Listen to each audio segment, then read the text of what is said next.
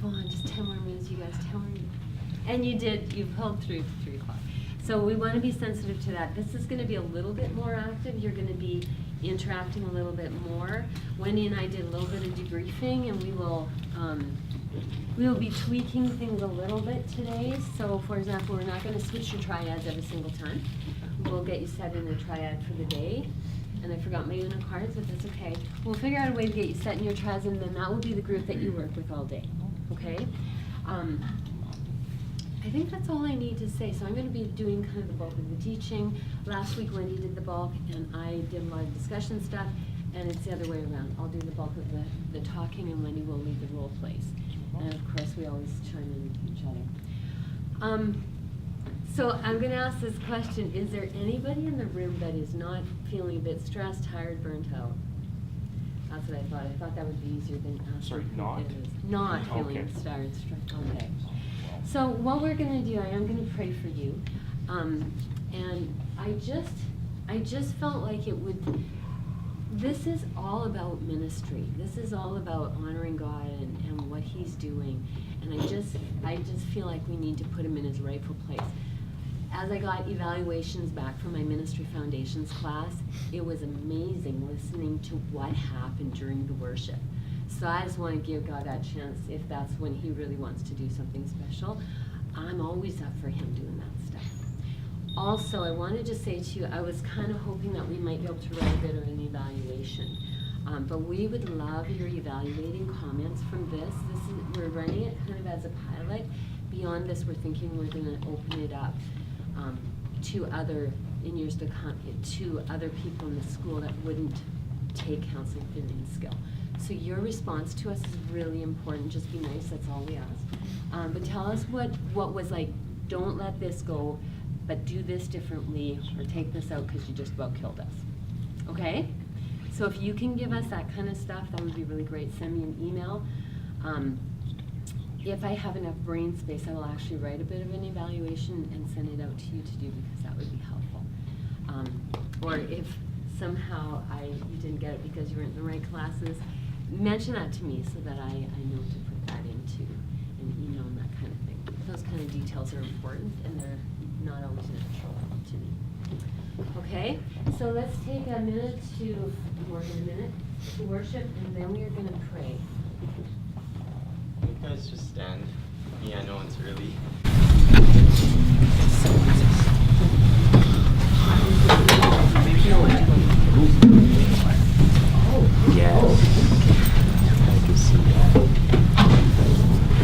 Really thankful to see everyone back today. I know it's not easy getting up so early on a Saturday morning after school all week. I know you guys have assignments and so much going on. I know it's minus 4,000 out there, which makes it even more difficult to get up. So I'm just really thankful that you're here. And even above all of that, why are we here? Why do we do this, right? Have we even kind of put it to the forefront of our mind that doing this workshop is glorifying God, right? We are learning how to love on each other and how to care for each other and how to help protect and take care of each other. And I can't think of a lot more that would glorify God than just that in and of itself. Okay, so just remember that when it's like feeling like the day is getting long and everybody's tired and we might be falling off our game a little bit with our sugar levels and whatnot, but each and everything that we do here today, and that's the purpose, is to glorify God. So just a question about last week. So just in opening today, we wanted to talk about what stood out from last week. Does anybody remember last week? Yeah, okay, that's a good start. Yeah, I wasn't there, but I watched the video, and I really liked the discussion around 13 reasons why. Oh, okay. I think it's a very prevalent thing that really affected the world, or well, especially North American culture, and I'm glad it was brought up, because I really agreed with that I heard a bunch of people say that there was real vindictiveness in the way she used suicide in order to hold it over people, and it seemed like suicide was a strength, but in reality it's not. So I like that. Awesome. Okay, thank you for that. Hey, anybody else? Yeah. I really appreciated the stats that you guys gave concerning suicide and self-harm and all that sort of stuff. I'm a very numbers person, and so seeing the numbers in front of me in that very practical way, and then looking to my ministry and going, wow, okay, start doing the math of even the people in the room that will be affected by it. It was just really tangible for me. important? Should we just jump right into practical or like to the hands-on, or are those stats important? So, okay, that's great feedback. Thank you. Okay. Yeah. Just thinking about some of the ways that people who might be contemplating suicide think. So like those thought patterns that we're going through, and especially that question of are they planning for the future? So being able to recognize those things and being able to recognize it in conversation, and then knowing how to, like what questions to ask in order to ensure that they're still gonna be around. Yeah. Anybody else remember last week? Anything stood out? Anything that kind of made you leave with questions, or you feel that wasn't clarified or anything like that? You did a great job then. There's no leftover questions to go. Okay, I guess that's it. Yeah. Should we start right in with are we doing our role play? Yep. Oh, God. Okay. We're just jumping right in. Only you guys get to be the audience. We're gonna do it this No, time. we're not. We're not doing this one? Role play yet. Oh. We're doing another. Sorry, and you false don't alarm. get to be the audience. You get to be involved. Okay. So this is Okay. Okay, I want you to close your eyes and just put your heads down for a minute. Yep. Okay. Okay, for those of you bad people that didn't, that's okay, I forgive you. I'm just kidding, you're not that bad. Okay, so open your eyes, I just want to set it up. This is Erica, and you have just walked up to her, and she is standing on the Lionsgate Bridge on the outside of the railing, and you know exactly what she's doing. She's about to jump, and you're walking up to her, and let your instincts kick in. I'm just gonna ask, does somebody want to take a first shot at this? What are you gonna say to her? And I'm gonna get different ones of you to do that. So nobody volunteers, I will volunteer. You're gonna want to take a shot.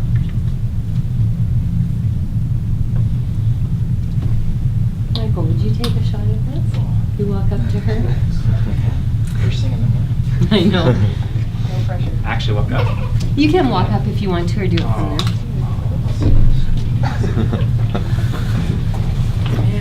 Yeah, go. Thank you for this opportunity.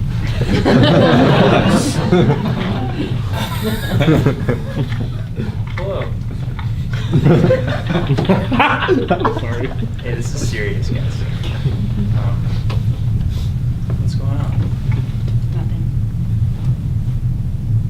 How are you feeling right now? I'm over it. I'm just over it. Feeling pretty hopeless right now? Yes. There's just no point. There's no point to any of this.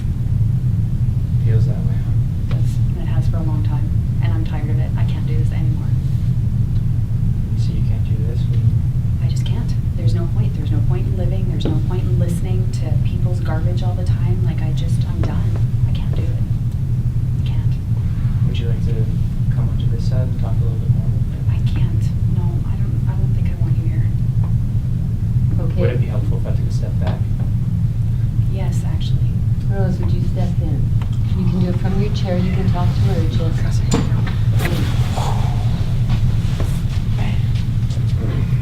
Just pick up where you left off.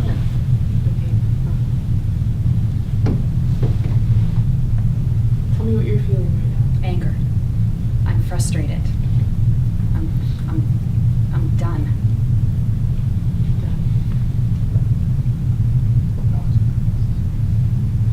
Talk to me about anything. I've tried talking. I've tried talking to people. Nobody cares. Nobody listens. There's no point. Nobody can help me.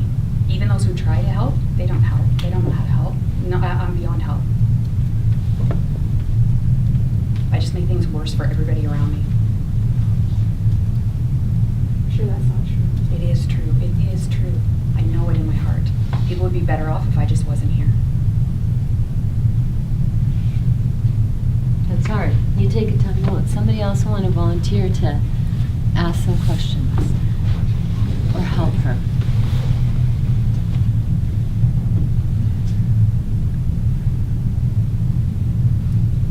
Tiff, would you don't have to come up, just. No, I like. Okay.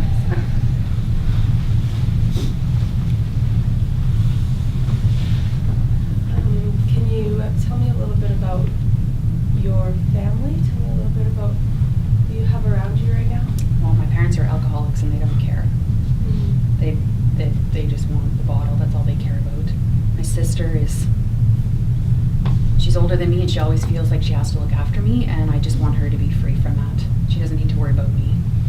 I'm sorry about that.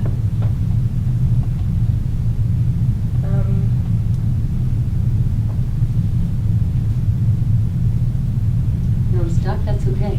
Somebody else have an idea. Just even from your chair. What would you say to her at this time? What would you ask her? What's her name? I forget. Erica. Erica. Very good. It's Erica. Erica, do you have any family? Yeah, my parents and my sister. Okay. We have no other family around here. They're all in Nova Scotia. Are you single? Do you have a husband or? Sorry. Are you? Not single. I was gonna ask you, like kids. Do you have kids or anything? You know? No, I'm 14. 14. Oh. I don't have any kids. I hate kids. And no, my boyfriend just broke up with me. There we go. I don't know how to like articulate this, but like, and where's your sister now?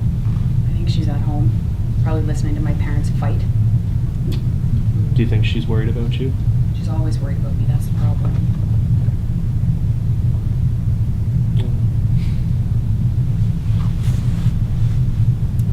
Other thoughts, questions? If you've done something, you have another thought, feel free to.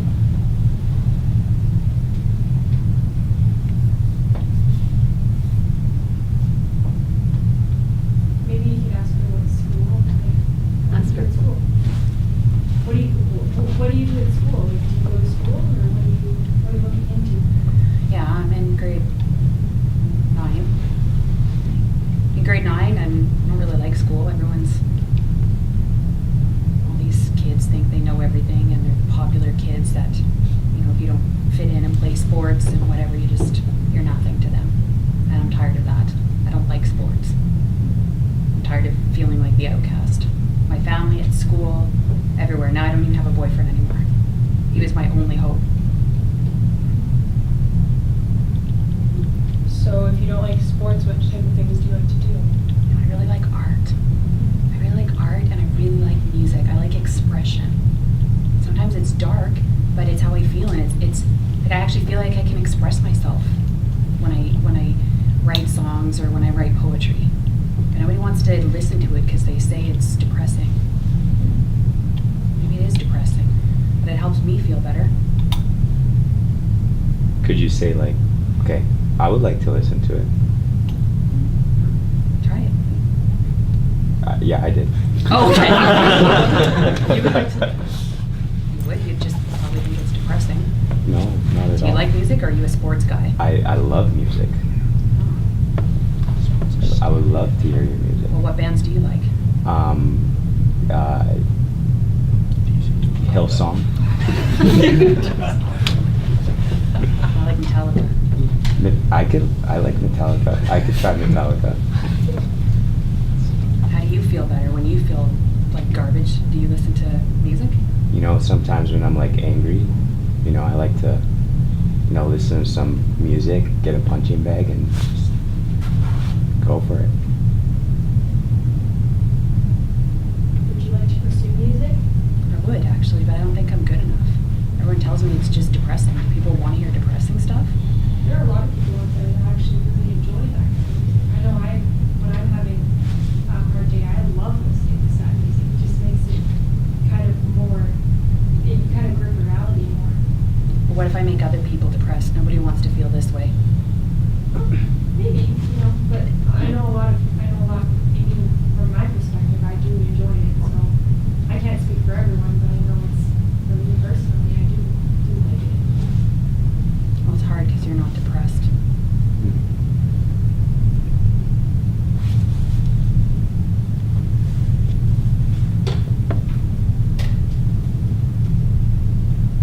Thank you. So what are you thinking about? Or what did you see there? Did you see any places where something seemed to take for Wendy? Erica? Trying to grab onto the art thing, but Mhm. she like to, I see Jeremy and then Ben. Yeah, just like when you start showing interest in things, that almost like there's a spark, like Yeah, a sense of care yeah, that she wasn't used to. yeah. And that was at the art point? Yeah. Okay. What else? Just even like keeping her talking. Okay. Because I found that like there's no really right thing to say, you know, in this situation. So it's like just trying to keep her talking, even though it's like asking questions about certain things and just like even though the response isn't what you would want, just keeping her talking I think is good. As long as she's talking to you, she's not jumping. Yeah.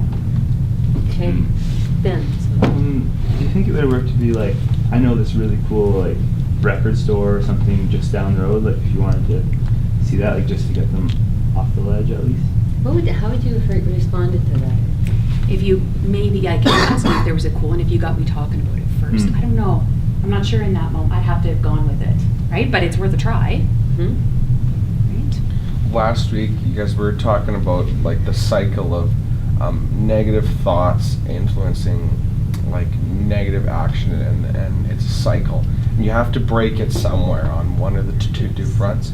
So, like I think what like Sam was doing with the talking about positive things would eventually break the negative action cycle. And if you keep talking about positive things, I feel like in general you start to move out of the negative feelings realm, and then eventually she would, like what you said, that she'd eventually want to, you know, you're standing on the edge of a bridge, eventually your legs start to hurt, and you're talking with this person, you'd probably want to go with them or do something else than stand there. And I think that is a possibility, you know, like talking about a specific song. I'd love to hear that. I kind of wanted you to ask me more about music, actually. Yeah, like I felt like I was wanting to talk about that, right? Because I felt like I was starting to lift. So even if you maybe, like what other bands, or have you heard of this band or something, right? So you're digging into something that you love there. Yeah, that it kind of shifted me when we started talking about that. It's something you choose to talk about. That's right, and we had in common. Yeah. I felt like you got me a little bit. So, I mean, this is a crisis. Yes. So, counseling is like, right? Counseling is like, You just throw it out. well, crisis counseling is very directive. Okay. So get off the bridge. How are we going to make sure she's probably not going to go with you? So you probably do need to use your skills a little bit until you have her on side. Any thoughts about that? No, agreed. Even when you asked about going to even maybe just sitting at, if there was like a bench, or like if we could sit here and talk for a couple minutes, right? Just for a couple, 5 minutes, right? I think that might have felt less threatening than, you know, going shopping with you or whatever. Yeah, right? But I might have gone there, but if I just got off that ledge first. Would you want to avoid like bargaining? How would you bargain? Like I was just thinking like if you already have the dialogue going, you're like, would you like to sit and talk with me for a little bit if you're still feeling the same way after? Like I'm not making your decision for you, but You know, Michael, I actually have been thinking about that. I'm not sure I would ask if she'd like me to sit. I wouldn't sit on the edge, but I'd probably sit right down, on the safe side and sit down. yeah. There's a message there. Yes, because when So you you're nice asked to me, if I wanted you to back up, Yeah. right? I actually wanted you to come closer, right? Yeah. So maybe it's something more like, are you comfortable with me standing here, Yeah. right? Instead, because as soon as you said you want me to back up, right? Then I was like, here, another guy just wants to leave, right? Right? Usually in the movies though, like, no, really though, like, you know, you see scenarios like that in the movies, right? And it's like when someone tries to get close, it's usually the opposite. I'm not sure if It that's can be. realistic or not, but It can be, right? Yeah, yeah. could be. In that moment, it didn't, because I felt like I wanted someone to be close to me. I wanted someone to get me, right? So when he wanted to go further, it just felt like another, Someone who isn't just that. But I get why. Like, I get you're just like, I want to give her space because of the movies, probably too, right? Because that's what we see, right? But if you would have came closer, maybe that actually would have, you know. I think that there's some reading the signs too. Like she's standing in the middle of the bridge and just standing there, so she's not jumping. So for me, that's a bit of a cue. If she's just standing there and I'm walking up and she's not jumping before I can get to her, I get within voice distance, I probably I would probably be reading that cue as, okay, she may be open to talk, and I may be able to get close. I'm just thinking I probably would step slowly, but I probably would step. And I might ask that question, is it okay if I come farther? Right? Or however you put that. But then just reading how they're reacting. Yeah. Right? Because if I was saying, get away from me and back up and whatever, then you would Yeah. want to You absolutely would. take a few steps back, yeah. Yeah. No, but like, in all seriousness, if you join them on the other side and start talking, like, is that a bad thing? Well, it's just dangerous. Yeah. So when it comes to this kind of self-harm and suicide, you really have to keep safety right at the front, right? So I'm thinking about their safety and my safety. And actually my first aid training coming back to me now, right? You think about your safety so that you can help them. So that's my instinct, and it comes from other training, is to keep myself safe. I might lean on them. Yeah. But again, no one right answer.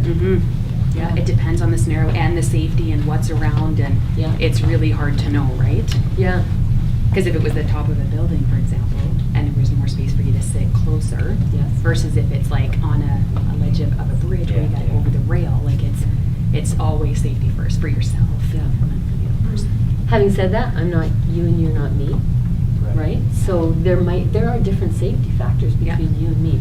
So we just want to be safe in all this, right? I see Tiff and then Amanda and then Ben. Just thinking about the moment where she said, nobody else feels like this. Is it okay? Because I was thinking of kind of like normalizing it, where it's like, well, actually, one of my friends was just talking to me last week about how they're feeling depressed and how they're feeling hopeless, but I was able to kind of help. Whoa. I was kind of able to help my friends see that there's more like that there's hope and stuff. Would it be okay to do that in that situation? How would that have been for you? I think what I think I wanted someone to say is something like a validation, like, I'm so sorry that you feel like you're alone in this. That you feel like you're the Okay. only one Yeah. that's experiencing this. Because then that's telling me I'm not the only one, without trying to correct me. Oh, okay, yeah, oh, yeah. So That's empathy good. cannot be overrated, but normalizing is very helpful. So if you can do that. in Empathy and an normalize at the same way- time? Yeah, Mhm. yeah, it's a powerful thing. Okay. Amanda was going to say, and then we'll come back to you, Ben. At what point do we call the police, fire department? At what point do we call them? Because like at this point, I'm by myself, and I'm like my thing is my safety. My second thing is their safety. I want them to come off the edge. However, like at this point in my life, even after this weekend, I am not a trained counselor. I am not trained in talking people off of edges. Like I am trained to empathize with you, to sit there and talk with you until someone else comes. But like how, yeah.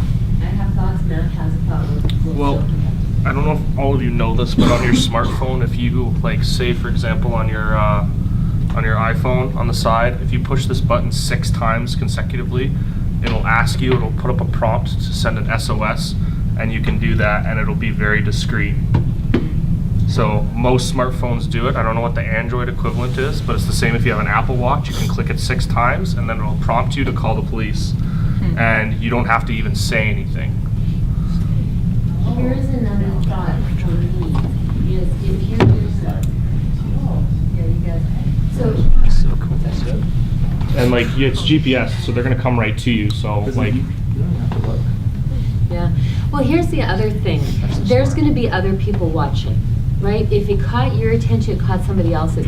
I would be much more inclined in just subtly catching somebody's eye, and I would just be surprised if there would be nobody around that would just let you know, show their phone or something, let you know that they've called 911, and then I'd be giving a really subtle nod or just a knowing look or something so that I can stay with that person. I'd be unlikely to do. We don't have authorities coming here now, do we? No. No, okay. I was just showing. Like, does it make that noise I'm when you okay. do it? Mine does it because I have old man settings on my phone. Old man said, Ben, you were going to say something. So that was gonna be my first question. Okay. Is like, do you like call quickly before you go up to them, or like do you like, do them out the same? What was it right before? we went to Amanda's question. Oh, sitting with them? Like safety? About safety. Who was it before? It was Amanda? Amanda, It was just, Tiff. Tiff just before What Amanda. did you say again? The friends, Normalize. and like, oh, I know people Normalize. that Oh, don't right. normalize it. With that, if you have your own experience, like I know in counseling it's like, you know, disputed whether or not you should bring up your own experiences and stuff like that, but like in that one, with like the empathy of like, oh, I'm so sorry to feel like that, you know, I know what that's like. Because like, you know, I've had my own experiences, that kind of thing. So like, would that be one where it's like a good idea? I don't think there's a right and a wrong to that. There isn't, I think, just trying to get in where I was in my head, I think I would have been okay with it. Because I wasn't mad, I wasn't trying to push you away. I needed someone to understand me and nobody did. Yeah. So in that scenario, I might have been okay with it. And you know what I would say? There's the Holy Spirit, the wonderful counselor, Yeah. that you're listening back here, right? So we're listening this way, but we're also listening this way. And I think sometimes that is I mean, what leaps to mind is a counseling session I had one time where generally I don't share my stuff, but there's one time where I just felt prompted to do that, and because I had struggled with a similar thing, and the energy in the room, like it just was like she took a great big deep breath of hope. It was like, oh, that was good right there. Many other times I just wouldn't do it because it's not terribly appropriate, but not one time. So there's that little bit of spidey sense and Holy Spirit leading you. That's And I think even being cautious not to try to fix right away, not just validating like, oh man, I've had those feelings, right? And then just almost leave it. But I got over it and now I'm great, right? So if you kind of camped out on that, I think I'd be more receptive. But if you instantly tried to fix me and show me that you're fantastic now, because I'm hopeless right now. I don't feel like I'll ever be fantastic, right? But if I just know that you can understand how I'm feeling, that probably would have been helpful in this scenario. there's that leaning into listening, right? We want to fix, but she would be resisting fixing. And then even if you like ask, you know, what brought you over, that kind of thing, like you can even bring a little bit of reality to it. Like I still have some bad days, but you know, things are generally. Yeah, if I started asking questions and going into it, yeah. It's not all, you know, rainbows. Perfect. Yeah, Like, right. Yeah. Yeah. So that Indeed. is- And I just want to say, I don't remember who it was that asked about family. That was actually a good idea. Yeah. So, I mean, it didn't fall well because of her situation, although it opened up an opportunity to talk about what was, I feel like it was one of you two, or maybe both. It opened up an opportunity for her to talk about what was hurting in her heart. And so in that way, yeah. In the other way, if she had family that cared, we're starting to talk about the supports in her life, which is a really good direction. So either way, that was a good thing. That's a good direction. I was gonna ask, like, would it have been okay if, like, we played on the whole, you said your sister was Yep. the only person that Yep. cared about you at this point? Tell me And more I about wanted your to, like, sister. I wanted to be like, how would your sister feel, you know, if she lost you and she was alone? Or yes, maybe. Well, I probably would have said she'd be better off. But if you said something like, tell me more about your sister. Did your sister like music? Yeah. Right? You might have got me thinking about my sister, and then subconsciously that might have been like, oh, my sister, right? Put me back into like caring about her and thinking about her. Because if you just said, well, how would your sister feel? Oh, she'd be better off in the long run. She wouldn't have to deal with me anymore. That's probably where I would have gone. But if you just did the tell me about her, does she share any interests with you? Right? That would have got me thinking more about her and probably would have tugged on my heart a little bit. In that scenario. In another scenario, that might not have worked, right? It's so situation dependent. But that's counseling. Yeah. You roll with it and you look for your places. You try something, it doesn't go well, or you get surprised, but you dive into it a little bit. There's And even say that, just like, oh, sorry, I'm sorry I said that. That was insensitive. Yeah. Whatever, just own it. So I see Michael and Ben and Boo, and then I'm going to stop this one and we are going to do a role play for you. This is just about like, police presence. Do you find that police presence actually like has any like authority in this particular thing? Because it's not a different situation. You know what my concern about police presence really fast is that tends to escalate the adrenaline, and I would be concerned about, I think I would be, I don't know if they would listen to me, but I'd be feeling like, can I just talk to them for a little bit more and see if we can bring some calm to the situation? Because if it's already, if crisis level is here, for an example, and they show up, it might bring the crisis level over the edge. But if the crisis, for a visual, if we got the crisis down to here and the cops show up, then maybe it would just elevate. Do you see where I'm going with that? If the crisis point is too high and we add in another crisis. Because I don't have any experience with this, but all my experiences with like belligerent people that were like dangerous, as soon as the police showed up, they like calmed down. There's belligerence, right? But I know it's not the same thing. That's why I was like. But that's a good point that you bring up, because there's all those different interplays. Yeah. So if we're dealing with something like that, that's a really good idea. That wasn't her atmosphere, but I think you're thinking well there. So if somebody's belligerent, that's probably a really good thing for your own safety, if nothing else. Yeah. And I just want to say something. When you first came up and talked to me, your presence and your sense of calmness that really spoke to me, and that really touched me. Even though I didn't really want to talk to you, the way that you approached me and just your overall aura of calmness was wonderful. That really just made me feel like I didn't want to just jump right then, because I was curious about you. I want to grab that. Did you have any idea of that, Michael? No. Good. I was going to say yes and pretend. Yeah.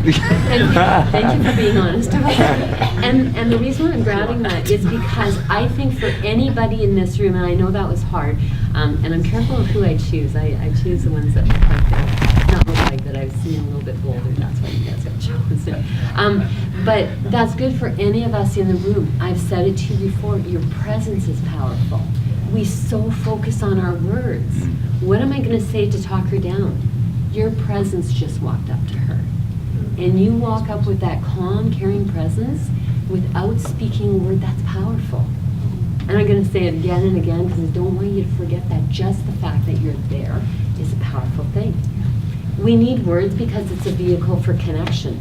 But words matter less, right? 93% of our communication I was going to say, I know you guys are different ages here, but when I was doing my master's in Toronto, I was a Dawn, so in a residence. So there was RAs, and then I was the Dawn, so I was kind of like the head of that building or whatever.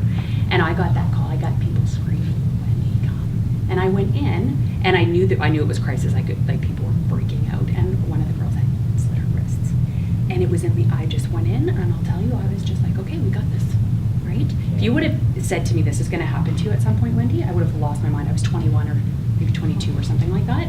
I would have thought that I would have completely panicked. I went in, we dealt with the situation, we got paramedics, whatever, we dealt with it all. Then I went back up into my suite when the storm calmed. Then that's when it went. That's a really important point right there, is self-care afterwards. Yeah, but it's interesting, because in that moment, you would have thought someone was like, oh, I have this splinter. Right? So I was like, okay, we got this. Here's what we need to do, everybody. Step out over here. Calm as anything. But would I anticipate, if you told me now I was going to face that tomorrow, I'd be freaking out right now, right? There's something in that moment when it's Holy Spirit, driven, and you know that you have to manage this crisis, and people are looking to you. You got to do something. It's amazing the calm that you will find in that, even when you think you won't. I would have never told you that I could have handled that situation appropriately, right?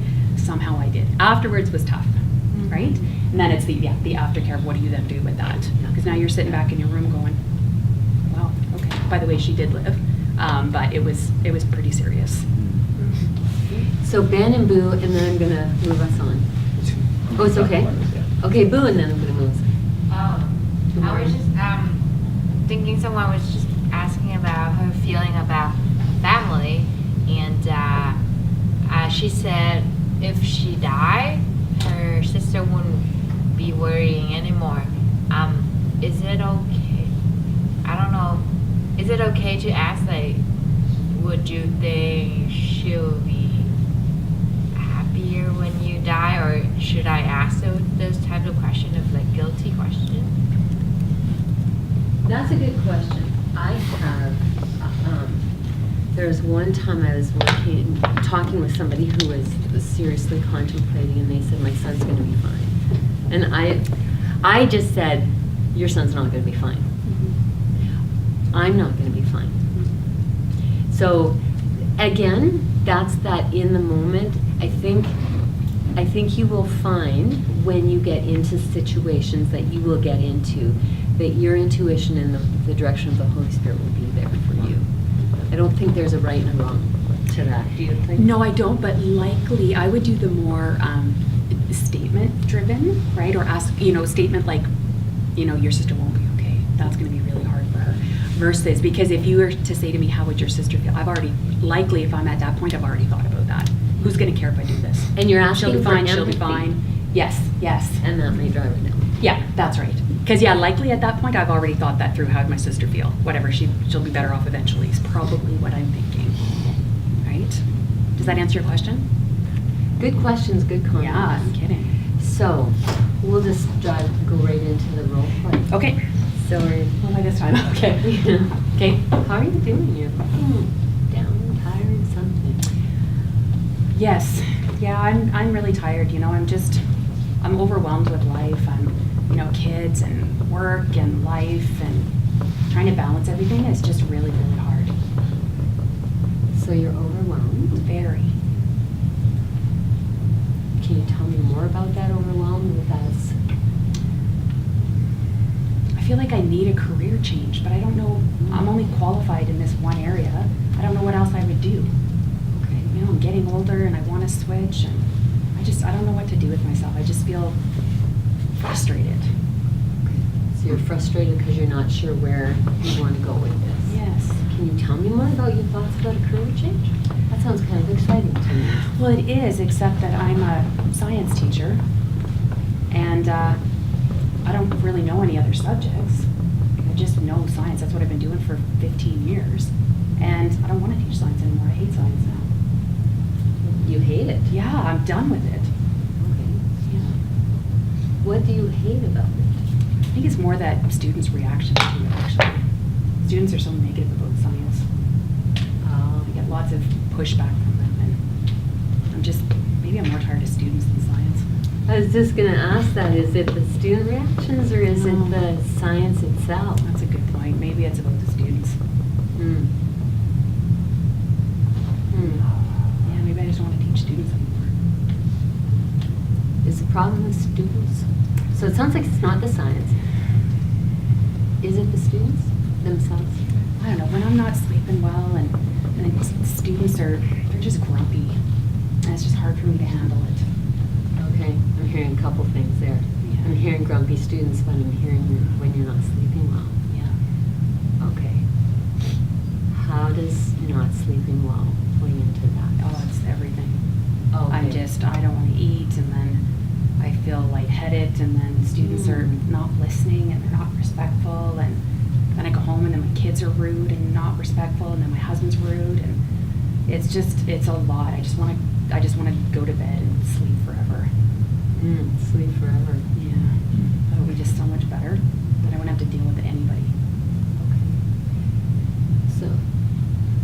So when you say you want to sleep forever, does that mean, are you thinking about suicide when you say that? I don't know. I don't know about actually doing anything. I mean, if something were to happen to me and I just fell asleep forever, that'd be okay. I'd be all right with that. I don't know if I would take, I have sleeping pills. I mean, I could take them all. That would give me a good sleep. And then if I That woke probably up, give you forever sleep. yeah, maybe, hey. Yeah. Well, maybe that's just like testing fate. I don't know. I'll take them all. If I wake up, I wake up. If I don't, I don't. Is this a first thought or how serious is that? I had lots of thoughts when I was a teenager like this. Depression is something that really runs in my family. I don't know if I'm depressed or what it is, but my grandmother, she died by suicide, and so did my uncle, actually. What do you think about that? Well, I used to think they were stupid, but now I get it. I get just not wanting to do this anymore. It's really overwhelming. What's the point anyway? You get up and you do the same thing, and come home, you do the same thing, you go to bed, and then tomorrow you do the same thing. I don't get it. It's redundant. That sounds hard. It is hard. Yeah. What's the point? Okay. So when I asked you about sleep, you said it's everything. Yeah. And now I'm hearing you saying, I want to sleep forever. Yeah. How much about that is it just a desire to just have a really good sleep, and how much is, I don't want to be living anymore? I don't think I can get a good sleep. I think that's the point. If I could sleep well, that'd be awesome. But I can't. I've tried all these things, and nothing's working, so how much longer can I do this? So we're getting back to the sleep issue. Yeah. What would it be like if you got enough sleep? If there was something that could be done somehow, somewhere? That sounds wonderful. I would love that. I just want to get 7-8 hours of sleep uninterrupted. That sounds beautiful. Then what would you think of them grumpy students? Oh, it'd still be grumpy, but I could probably at least handle them. And my kids too. Sometimes when I think about some of the things that they're doing or saying, I don't know that it's a big deal, but it feels like a big deal to me. Okay. Because you just don't have the coping that sleep gives you. I'm depleted. I've got nothing left. So it sounds like we want to do something about sleep. The fact that you have all those pills in your drawer makes me a little bit nervous. Well, the doctor just gives me more. When I say this one doesn't work, they give me more pills. I got about, I don't know, about 8 bottles of different things right now by my bed. I just pick one each night. Wow. How tempting are they? You know what? In honesty, in the early evenings, not at all. But at 2 and 3 in the morning, when I'm still laying there staring at the ceiling, it's very tempting. Because I feel desperate. I feel like I would do anything to be asleep. So then it's tempting. Okay. Or then I start thinking about which combination of which one would do it so it could look like an accident, or maybe I had a heart attack in my sleep or something. Okay. So you've thought about it pretty seriously, huh? Oh, well, 2, 3 in the morning I have. Okay, so if I was to ask you right now how likely you were to use the pills, it sounds like you would be a little less serious about it. But if I could call you at 2 or 3 in the morning, we might have a different conversation. Yeah. Okay. I wonder if it's a good thing for those pills to be there. Now I say no, but at 2 in the morning I say yes. Okay. So is this something that we could do something about? What do you think? I could talk to my husband. Maybe when I'm in a calm state of mind, maybe I could just ask him to put them away and just leave one out for me every time, so I don't have that temptation.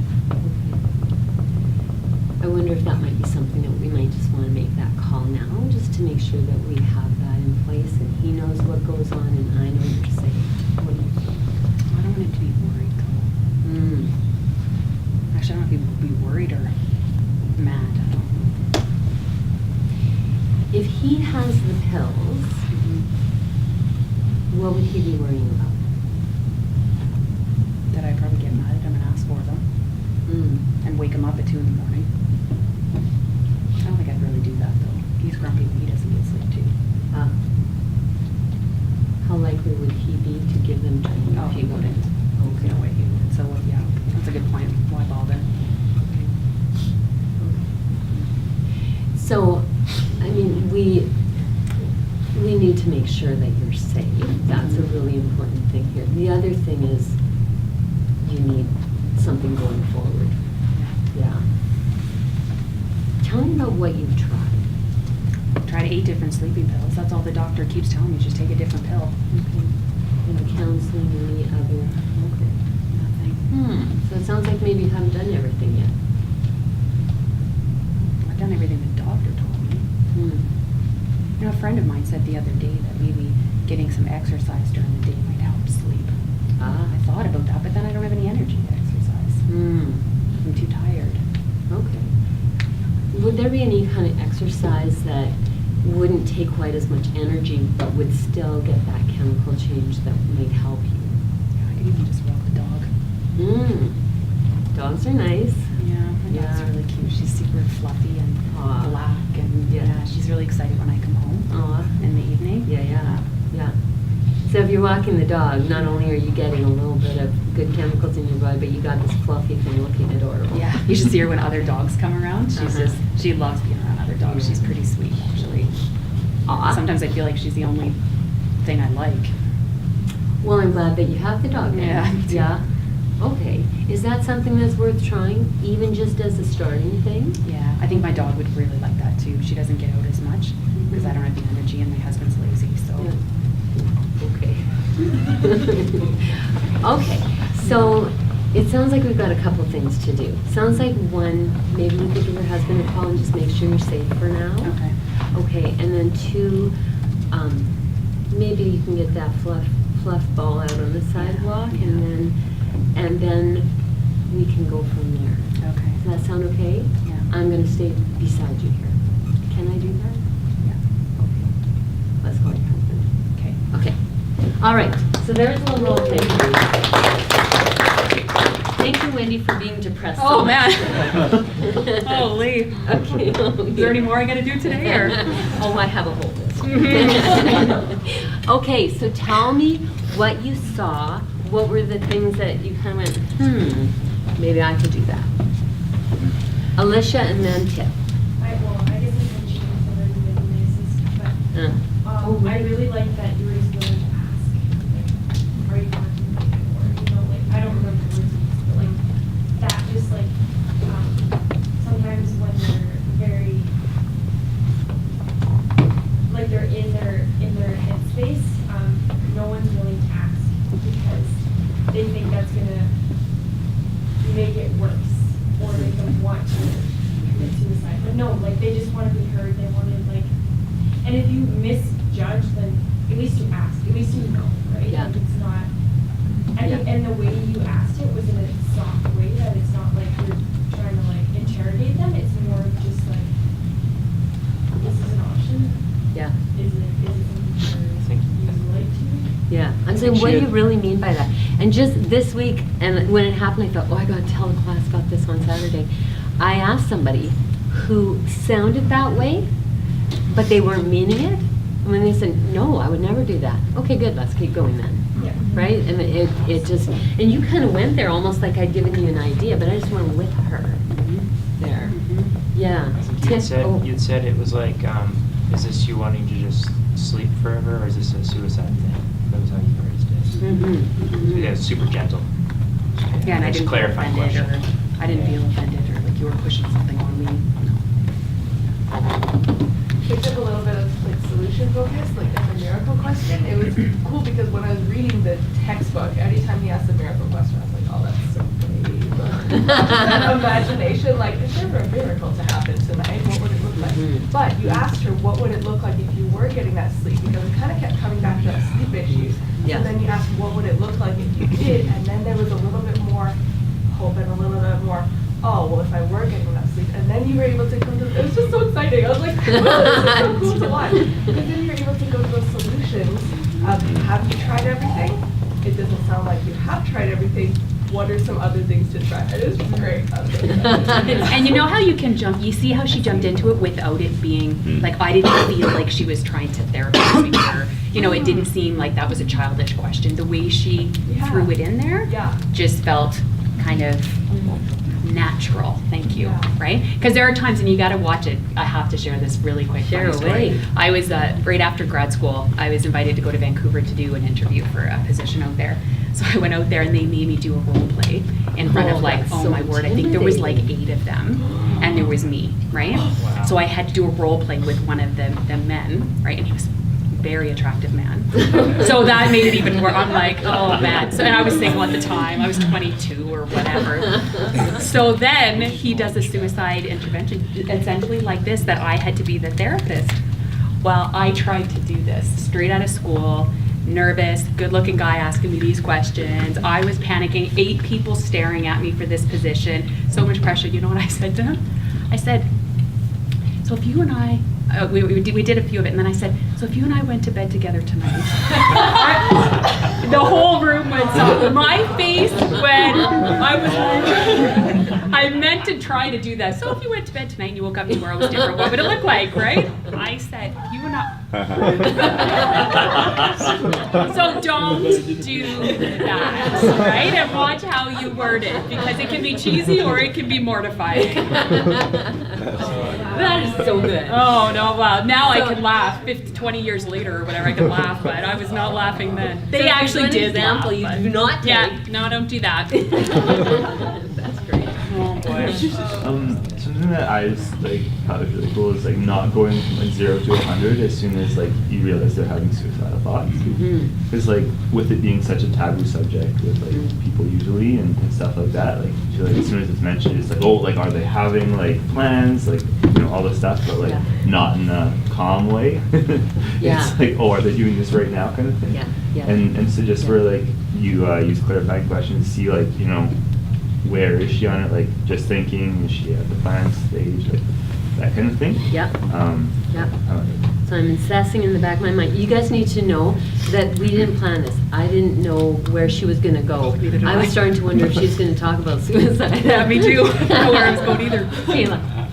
I'm wondering about the suitability of motivational interviewing for suicide, because like thinking about like positive facing versus negative facing questions, and specifically like it would be different in here versus like I notice you're asking questions like, okay, why do you hate science? Why do these kids drive you insane? I'm thinking that if you're on the bridge, that gets them talking about all the things they hate about, and then they're jumping because it might be just depress them.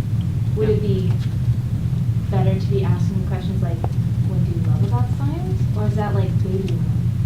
I don't think it's babying them. And again, I come back to there is no one right answer.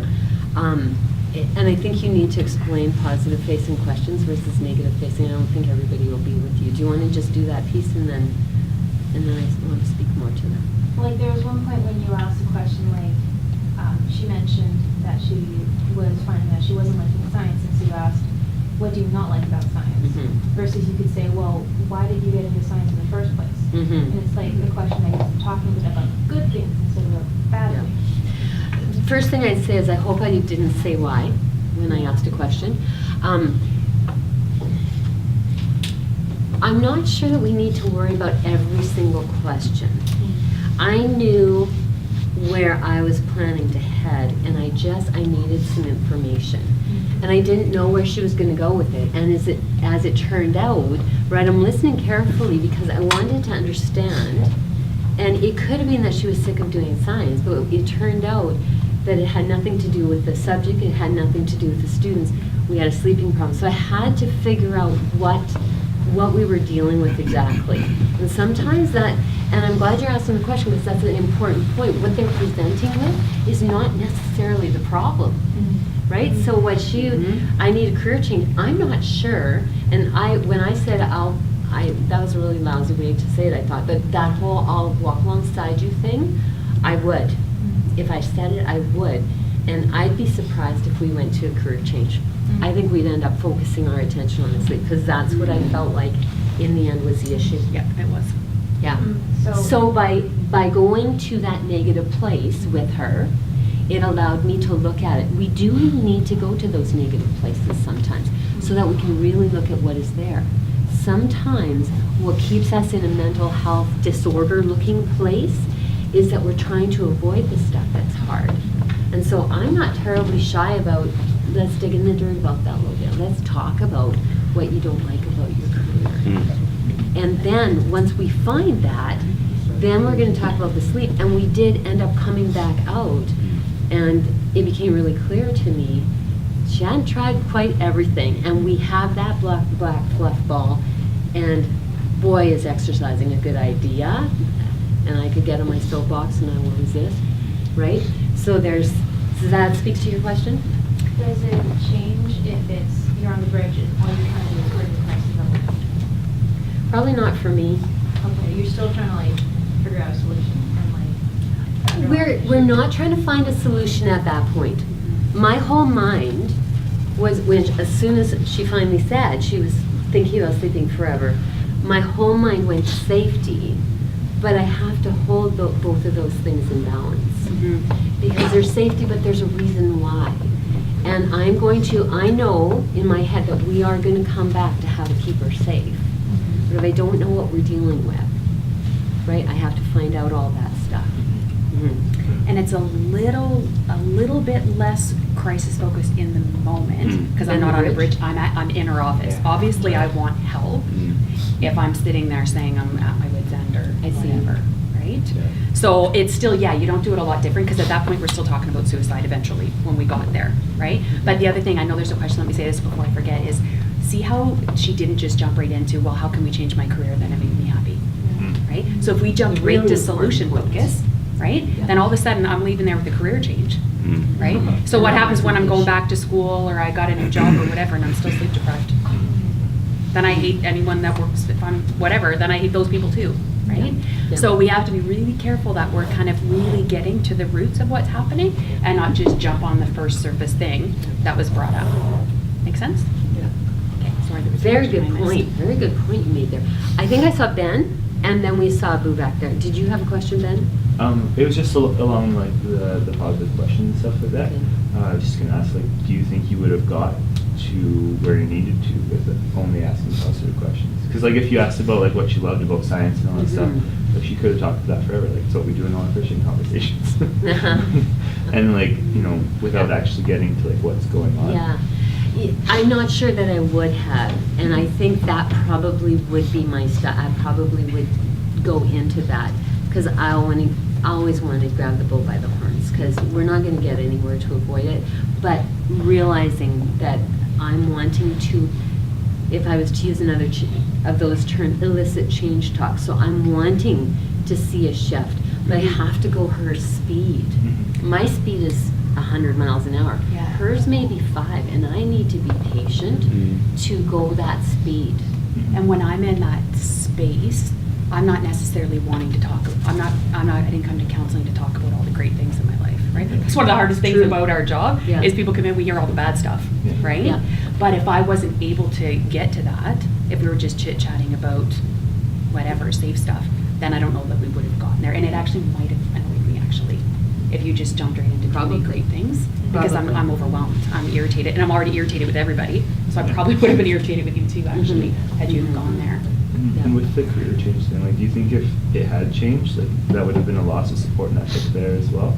Could be. It's like, I don't know, we didn't talk about what your relationship with your coworkers is like, but like, you know, they have trouble with those rude students too. Yeah. And the other thing Yeah. to remember is this was about suicide, right? If I had an hour counseling, we might have dealt with it. It probably wouldn't come up this fast. I mean, we were both aware that we're teaching and we've got a time.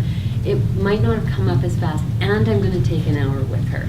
So we're going to go to some of those other places. So we may come around to what do you love about science? And we might come around to that, but I think I heard her externalizing everything, to use a term. Those people annoy me, and the students are grumpy, and I hate science.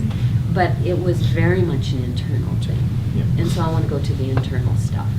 And then see. And she might still think those students are just way too cranky to work with anymore, and then we can look at that. But that's down the road.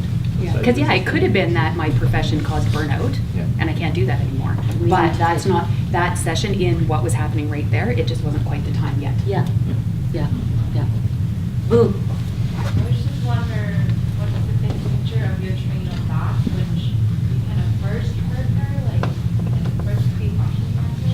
Like, how does that look like?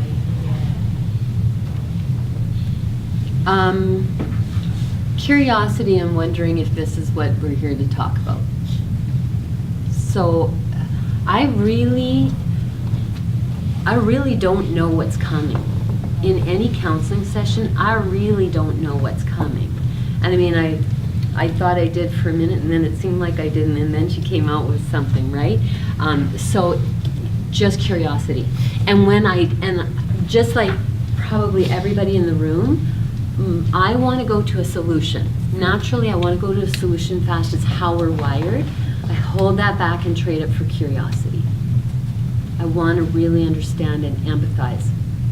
It's really important to me that she would walk away and say, I felt heard. It's really important. When somebody tells me that, I just have a joy dance inside. Come back. Where do you see it's the right time to talk about solution? When she starts moving there, I'm a follower, not a leader in a counseling session. Yeah. Sam? Do you think that you moved her from the blaming position to into a willing position during the counseling? Because she was saying it was the kids and the job and everything like that, but then it went more internal. Mhm. And it started coming from a place of, okay, maybe I need to, fix, There's a little bit of confrontation there. Did you catch it? So I would not say I moved her there, but I think as she answered, she did move there. Yeah. Yeah. Which is always a nice little gift when somebody does that. Yeah. Yeah. Yeah, because she brought up the sleep thing herself, right? Yeah. Yeah, and Yeah. she said it amidst all of the other things, and then you said, well, I'm hearing a couple different things. Yeah. And, Yeah. and so then, like, she Yeah. went with it. And did you see how I used those basic listening skills? Through the, and then right at the end, I forget who asked about crisis counseling, but I actually did go a little crisis counseling. Did you catch that too? So, is there somebody that could help you? My husband. And yeah, I could talk to him. Can we talk to him now? Now I'm coming back to the issue with suicide. Yeah. I need to know that when she wakes up at 2 or 3 in the morning tonight, she is safe. And I want to say to you guys, it's not good for you to be the ones. You'll burn out if you provide that kind of service. That's why at the end of the day, we're going to give you resources, and we will actually end up giving you a card. Those have been ordered, but they're not in yet. So you will actually have a card that has resources so that you can say, if you need somebody to text in the middle of the night, if you need somebody to call in the middle of the night, here are, I think there's 5 numbers. We'll show them to you, and I think, Amy, this coming week, they will be coming in and we'll be getting those to you. Yeah. I like the way the conversation is changing from career to real issue. And when she started to talk about the dog, you capitalize on that. Oh, yeah. Yeah, so yeah. that was... Yes. Yeah. Did you see matching then? Yeah. Yeah. She started smiling. Yeah. I'm going to be ear to ear on that, Yeah. right? Because when I'm giving back that stuff, it will pull that out more. That was really intentional. Let's talk about that fluff ball. And if you have more time, so what's Fluffy's name and how old is she? Like if you have the time, because that's gonna get me like, and then when I'm in a better headspace, the other stuff I'll be more willing to talk about, how to manage the pills at night and whatever, right? Because she perked me up when I talked about the fluff ball, right? Yeah. I'm going to take Rose and then Ben, and then I'm going to move us on. Okay. Yeah, I was just gonna say, because there was moments where I'm just like, I don't know where Kat's gonna go, because she was going so many different directions. Mhm. And like everyone else, I'm like, where is she gonna hit on? And then you did the sleep, but I saw you pause when she said something that you weren't really sure about. I Mhm. saw those pauses where you thought about it, and I'm like, because with where she's going, I just want to always give an answer and just like be like, okay, let me hit on that. But I saw you pause and think about something first. And so what do you think in those moments when you're pausing? Are you thinking, should I hit it here? Should I go there? Like, I'm glad you noticed that, because I hope that gives you permission to feel lost for a minute. Because I felt lost for a minute. So that's a really good question. I'm not entirely positive, but if I was to think about it, I think I probably would have gone over what she'd said, and when I'm not sure where to go, I'm going to come out with a reflection. I don't know if I would do anything differently than that.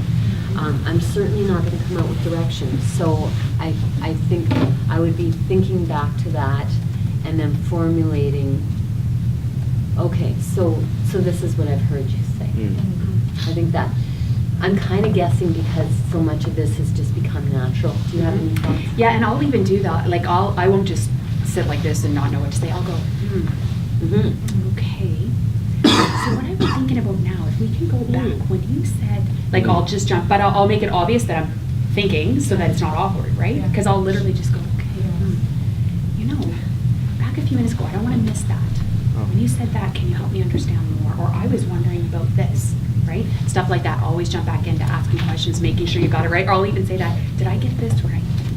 When you mentioned that, is this how this is for you? Right, I just want to make sure I have that right. and I wanted to ask you, sorry. Can I just throw something in? Something that I like about you seeing 2 of us that do this kind of work is that do you see 2 different Yeah, styles we do it there? different. That's okay. And you got a different style from us. I wanted to ask, when she brought into your husband of how he can be that responsibility of holding your pills? Because before she was saying he's lazy, he's grumpy too, and then when you started to show that he can actually hold her responsible to the pills, she started to smile and be like, yeah, he would never do that. He would never give me the pills. So do you feel like she kind of changed your perspective on your husband? Yeah, I wanted to bash him a little bit, right? And I wanted to blame him. Yeah. Because Like think everybody about else. it. When we're in that place of desperation, it's much easier to point this way than this way. Yeah. Right? I don't want to admit anything's wrong with me, but you people are a mess, right? So I just wanted to vent about everybody that's a mess, right? But she wouldn't let me, right? In some degree, like she did let me get it out, but then she was like, okay, so how? And she brought back the fact that my husband is my partner, Yeah. right? She didn't say that. She didn't need to. I got that, right? And then she was able to kind of talk me through that and get me past just the blame everybody and let's kind of do the crisis management, which again would have taken a lot longer if we had an hour session. This was just like that snippet, Yeah. right? And one last thing to add to that is if you guys get to that point where you're lost or you said the wrong thing and the person's like, no, that's not right. Oh, sorry about that. What about this then? Can you help me understand where I got that wrong, right? It's okay, you're human. And the therapist isn't expecting you to be the expert on their life because you're not. You're not the expert on their life. You've known them for whatever, minutes, hours, you know? So don't come across like you're the expert and you need to have a response to everything because you don't. You're not the expert. You're just there to help them figure it out and process through it. Right? There is grace for mistakes. Yes, there And sure is. I think I said this to the intro to counseling class last semester, but not here. There have been times where I've called somebody back and said, I'm just concerned about this for you. Or, you know, I said this and I'm feeling a bit uncomfortable with it, or I'll wait till the next session. And it's just, I've never had anybody go, oh, but I have had people say, thank you so much for calling me back. You have no idea what that means to me. Overwhelmingly positive. They do, and reflecting back, see how today, how we started it, we reflected, started it after worship, we reflected back on, okay, tell me about last week. Anything left outstanding that we need to talk about or whatever, I do that always with my sessions. So last week when we met, how did that feel for you? You know, what was it like when you left? Yeah, so if there was anything like, well, actually, Wendy, when you said that, I didn't agree with that, or I didn't like that, or I feel like you missed this, or if I feel like I missed something, I'll say, I wonder if I missed that. You know, when you were talking about your husband or whatever, did I miss anything more with that? Sometimes it'll be yes, sometimes it'll be no. And then we go from there. One last, you had your hand up a while ago. Yeah, I was just thinking that like we were talking about the dog and stuff, and just like watching like what we come in with, because like she could have gone along with the lines of like, oh, my kids and my husband are lazy, so I'm cleaning up after this dog all the time, and I have to take this dog out because no one else is. But then we could be like, oh, like I love dogs, so I want to know more about this dog. But then if she's not going there, then like there's a disconnect. So I wouldn't have gone there. Yeah. I would have followed her around wherever she led me, honestly. And we would have found something, I think. And if we had, we would have found something. There's something there. She just handed it to me nicely, which was very helpful since we're teaching today. You're welcome. You're okay. Okay, let's keep moving here. I don't know, how are we doing for time? You know what, we actually, Is it break time? well, no, because look here, we're from 10:15 to 10:45, so we actually had a half hour that we. Oh, good So for us. we're good. So we're on schedule, we're on so- communication principles. Okay, good. Well, let's do that then. Am I in the way? You stay here.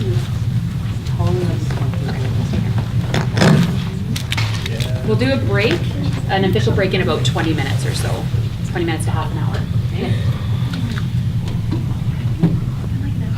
What do you think it's?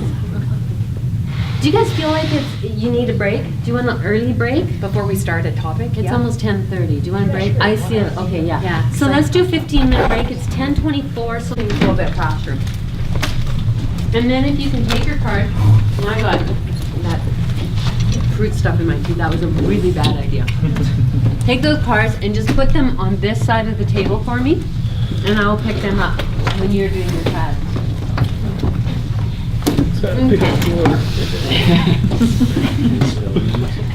So this section here, I'm hoping is going to go quite quickly. I just want to talk a little bit about communication principles. Part of the reason why we do the role play is when you see it, then there's a lot of stuff when you've seen it and you've kind of experienced it, it's going to stay with you a little bit more. So some of the stuff you would have seen.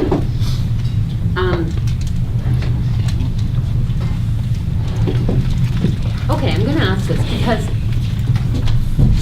knowing that suicide is the number one thing, and I think I can just generalize it to therapists. Suicide is the number one thing that therapists lose sleep over.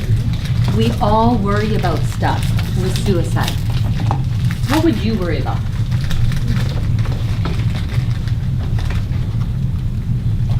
Matt? Like as like a therapist, am I putting myself in that shoe? You. Oh, me personally? Mhm. I worry about addictions and like how like relapses happen personally. Okay, when it comes to working with suicide. Yeah, because it's like that coping mechanism when it comes Mhm. to suicide. It's like a lot of the kids that I've dealt with, it's just like they're like, oh, okay, and then it's like it goes too far, and then it's an accidental overdose, right? Okay. Okay. They kind of backhandedly do that knowing it's going to happen, so. Okay, so if I'm getting you right, one, you worry about overdose. Yeah. And two, you worry about the fact that somebody that is addicted, that's their coping, and so Yeah. there's not a lot of other great skills. Yeah. Coping, or a lot of other coping skills. Coping. Yeah, me too. Yeah. I don't know if we had the question right, but that they'll actually take their life. Mhm. And then also like on a more like legal side of things, like if you didn't do something right or like Yes. Yes. like if you're I don't know personally liable for what happened. Yeah, yeah, I think that's a huge player in that. As a therapist, if someone confesses psychological, like a desire to commit suicide and you don't report it, are you liable? So suicide, you're not reporting, Okay. but you're safety planning. Okay. And we will get to the end of that. Okay. Basically, you do your due diligence, and you're okay. Any thoughts about that? Nope, same. Yeah. I think I saw somebody else. I'd be worried about just like missing something, not doing the right thing. Yeah. Jamin and Michael asked a good question. They said, what about those videos that you see where people go and grab somebody off of the bridge? And the thing that I think about with that is that polarizing thing. If I polarize from them, I give them something to fight against, and our natural instinct is to counterbalance. I see it in relationships in all kinds of ways. So if I polarize with them and I start going after, I'm ripping you off the bridge, or I'm going to talk you out of this without that more gentle approach, we can give them something to polarize against and actually end up strengthening that side, right? So that's an important thing to be keeping in mind. That's why we use listening skills. That's our primary tool. Did when you spoke, I thought I wanted to say that. Did I lose what you said, or did we cover it? Cover it, good. Anything else that you worry about?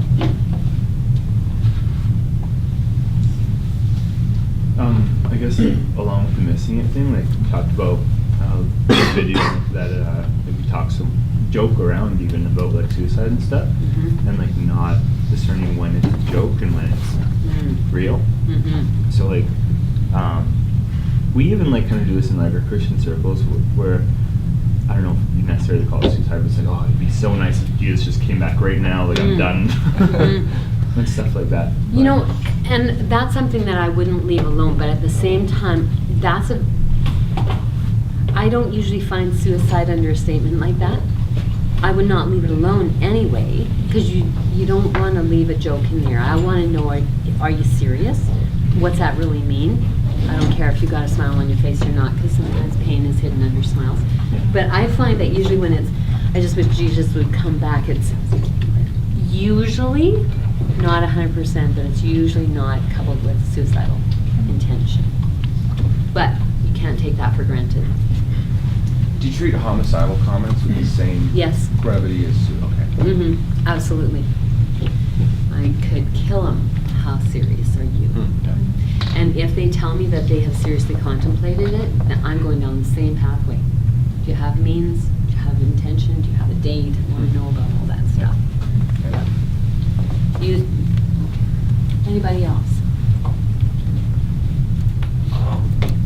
Okay, so I kind of like, if I could say this, I kind of like what you worry about because you want to be diligent, and so I think what that tells me is you're getting like what Wendy and I get, and that is that this is really serious and it needs to be taken serious, even if they are joking.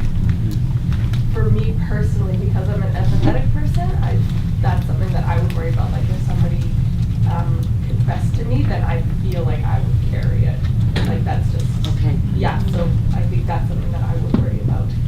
very good point. And I'm not sure that everybody is wired for this kind of, I often am asked how I don't bring it home with me. And it's a wiring thing for me, I naturally don't. Although just this week I said to my husband, not my circus, not my monkeys. And that there's a perspective there. Do you have thoughts about that, Wendy? I think it gets easier as the years go on. I struggled, I think, probably a bit more with that in my first few years of doing it. But I was also in a job that didn't suit me. I was in children's services. So I think I knew I couldn't do that job where I was dealing with abused kids. So part of it is if it's a good fit in what you're doing, and then you learn over time that you can't do that. Talk about burnout. Whoever I talked about burnout with, my goodness, if you're going to own stuff and take it home, then burnout is like, your chances are sky high. And the other thing that can help with that is just talking it through. So ethically, we need to talk to other professionals. So Wendy and I have done this just a little bit, but I might call Wendy and just say, I just need to talk this off my head and talk it through, or do something to kind of process it a little bit. And processing is really helpful. Yeah. What if you find that professional help? Like, if you are just brand new, you go to a different place, like, how do you really get that connection that you trust and kind of share with them? I use my phone. I've lived in different places in BC, and in Barhead and in Edmonton and in Regina, and I still am very connected to the same people. Yeah. I mean, most of us have a long distance package or something on our phones, and if you don't, and your friends are somewhere else, the people, other professionals that you trust, maybe get one. Might be worth the extra $7 a month. That's, okay. I can keep us going here. So this isn't going to take long. We talked about this last week. It came up. Asking expresses care, and that's protective. So when you say you want to stay forever, are you talking about suicide? I'm asking a question. So that's care, and that's how it's going to be perceived. If there is any traces of suicidal thought, like we found out that right now she wasn't thinking suicidal, which is probably why it took a bit, but 2 in the morning, she's thinking suicidal. So that gets me that information. So if I'm going to feel bad because I got her thinking about suicide when she wasn't 15 minutes ago, I no longer feel bad about that because there was something there. And I want to know. And it expresses care. Only a professional, I really want to look at that, only a professional can identify suicidal risk. That is not true. That is a myth. I am married to a guy who's just kind of stable, always the same. When I ask him how his day was, is almost rarely is it a different answer than, oh, it was fine, and that really means something to him, right? So if he starts coming home complaining about coworkers, talking about how discouraged, on a regular basis, he's allowed to have days like that, but on a regular basis I see a shift. Probably nobody else would see that, but I know him real well. So I am the most likely one to identify in him suicidal risk. Your closest friends, or if you're married, your spouse, or if you've got kids, your kids, you are the most likely one to pick that up. And I think we dealt with that. Suicide is not a problem in youth. Yes, it is. Third reading class. Okay, so here are some basic principles. Empathy. I think we identified that. Listen to their story. Usually you're not doing a role play in front of a class. You usually have more time. Always lean on listening. Pay attention to the fact that the stuff that you're seeing here is actually pulling on the skills that you're learning in your counseling classes, right? So even solution focus, I just use that stuff naturally, that you're using all those skills. You have the skills to do this. Non-coercive and respectful. So I'm not going to, and non-judgmental, non-manipulative. I'm not going to manipulate Wendy into changing her mind, but I'm going to talk with her and we're going to work our way through. And like I said before, I'm going to follow her around until we get there. So I want you at your tables right now to come up with some empathetic responses. You all know what empathy is, yeah? Okay, some empathetic responses to those 3 statements. I just don't want to be here anymore. No one would even care if I was gone tomorrow, and my whole life is a bad joke that needs to end. Those are pretty typical lines. So I want you to just talk on those 3, just brainstorm together and come up with with an F. I'm sorry you feel that way. Give me another one.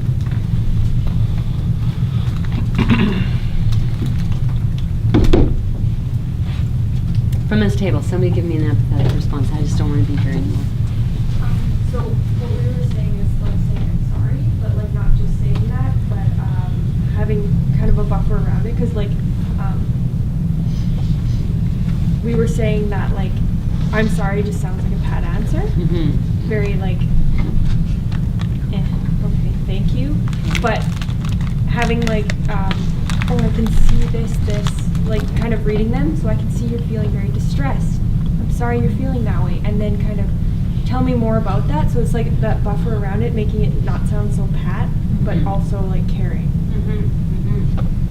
This table. I just don't feel like being here anymore. We kind of chatted about, like saying, well, I want you to be here. There's other people that want you to be here. Okay. In other words, saying you care in some way. Yeah. I might just say that sounds hard. What's going on? Right? Empathy. I care. I'm sorry to hear that. That sounds difficult. However you put that. No one would even care if I was gone tomorrow. I would care if you were gone. Oh, nice. No one would even care if I was gone tomorrow. We talked about the context of the conversation. So if you like the role play at the beginning where we were talking about the sister and being like, I'm sure that your sister would not be okay if you were gone tomorrow. Okay? No one would even care if I was gone tomorrow. Sorry you feel that way. Okay? Would you follow that up by something?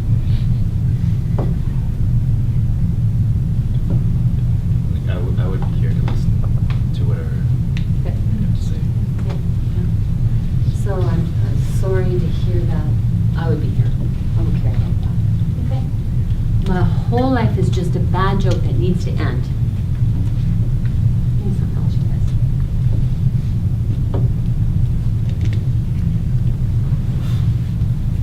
guys. Don't you hate it when I stand at your table? And make eye contact.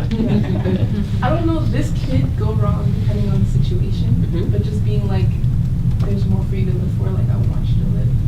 Okay. Like, you know. So there's that I care statement again. Yeah. Okay? Okay. Who have I picked on this? Boo and Kaylee. My life is just a bad joke that needs to end tomorrow.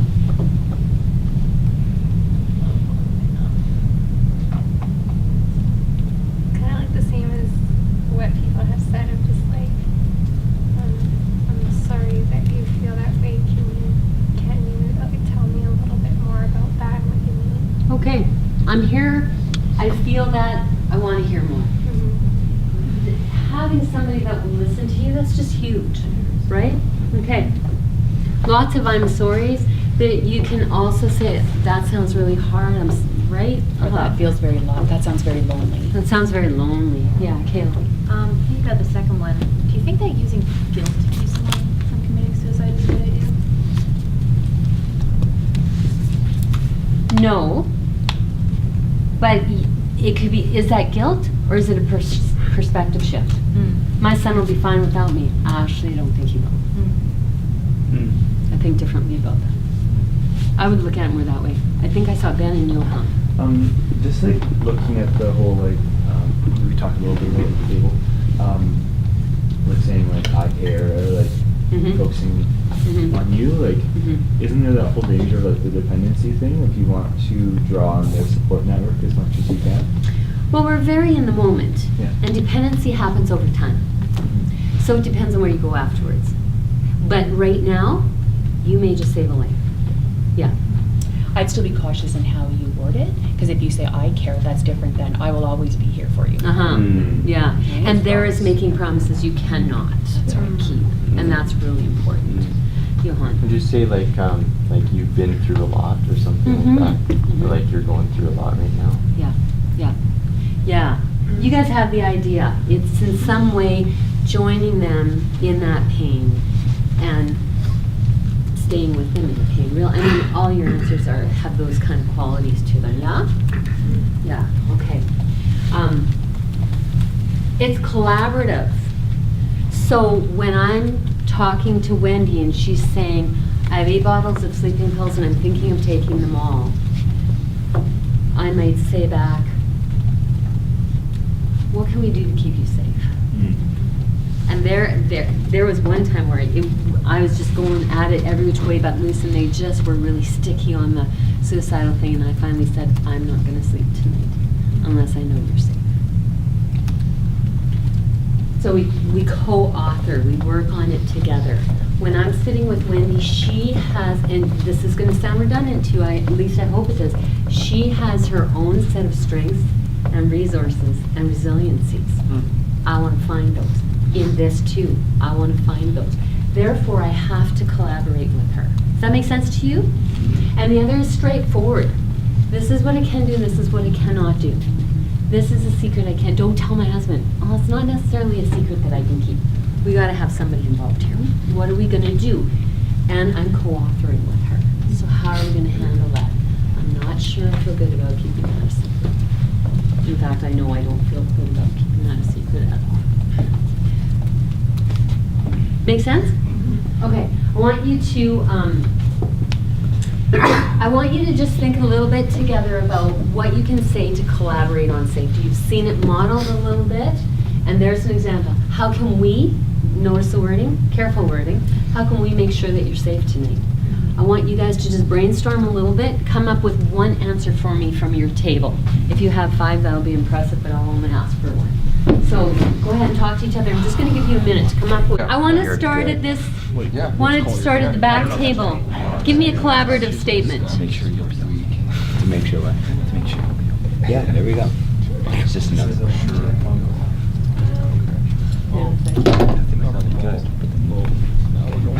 Yeah, that's right.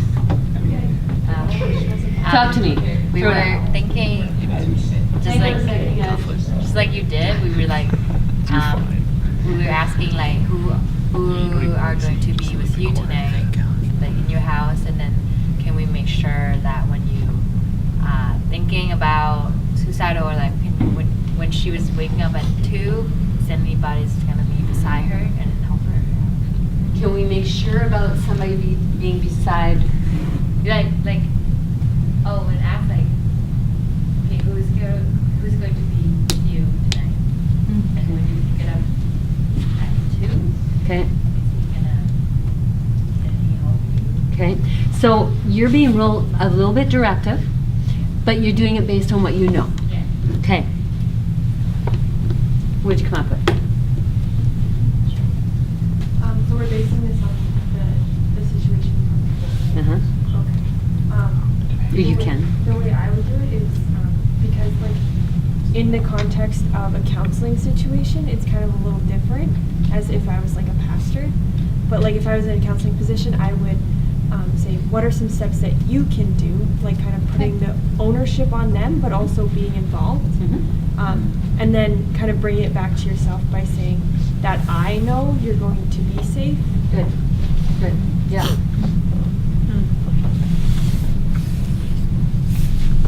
I said, how will we know that you are going to be safe tonight? Okay. You guys are using a lot of my words. What else? We kind of talked about like same thing basing off the scenario. Be like, hey, like, one, how can we help you? Like, how can I help you? Because I want to know that you're safe. And another is like, hey, let's call your husband together. Like, we really like that because we were like, hey, then that's also comforting not only them, because it's like, it's not necessarily spoon feeding them, but it's like, hey, like, I'm here to talk you through the conversation. Like, you're not going to feel judged, kind of thing. And you guys are definitely picking up on the collaboration. How are we going to do this together right now? So you picked up on the phone call. Yeah. Okay. How are you guys?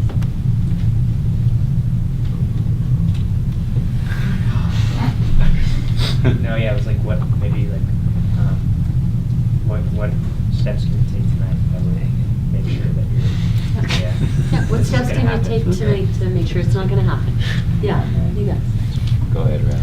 You wrote, what are some of the next steps we can take to make sure you'll be okay? Yeah. Yeah. So basically, you're all saying the same thing, right? is what can we do? Where are we gonna go from here? How do we make this, how do we make you safe? Yeah, collaboration. Okay, we're not gonna do that role play because I'm doing my usual trick and taking too long.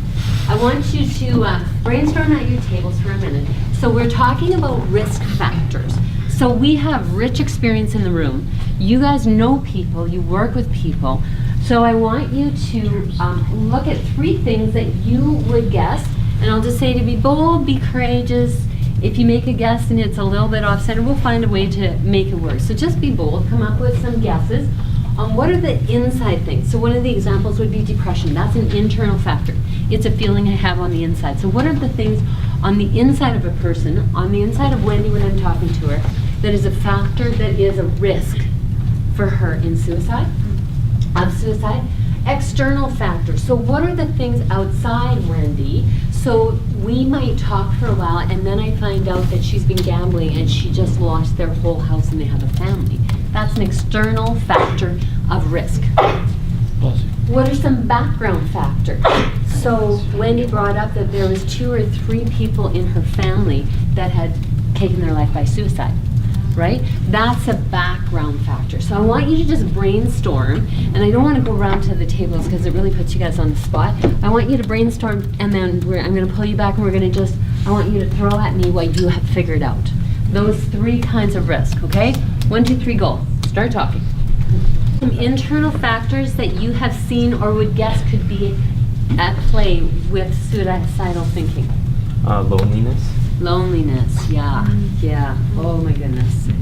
That would really lend to that nobody would care if I wasn't here tomorrow. Absolutely. What else? Guilt or shame. Guilt or shame. Yes. Can I add to that regret? That is the hardest human emotion, according to what I've read. That's the hardest human emotion to go through. Yeah. Guilt, shame. Shame covers like a blanket. It's a horrible, horrible experience. Just gonna put a big blanket on mental health issues, like Mental. anything. Yeah, yeah. Probably depression topping, but bipolar includes both, or yeah. Schizophrenia can end up being Personality disorders. Personality disorders, yeah. What else? Internal factors.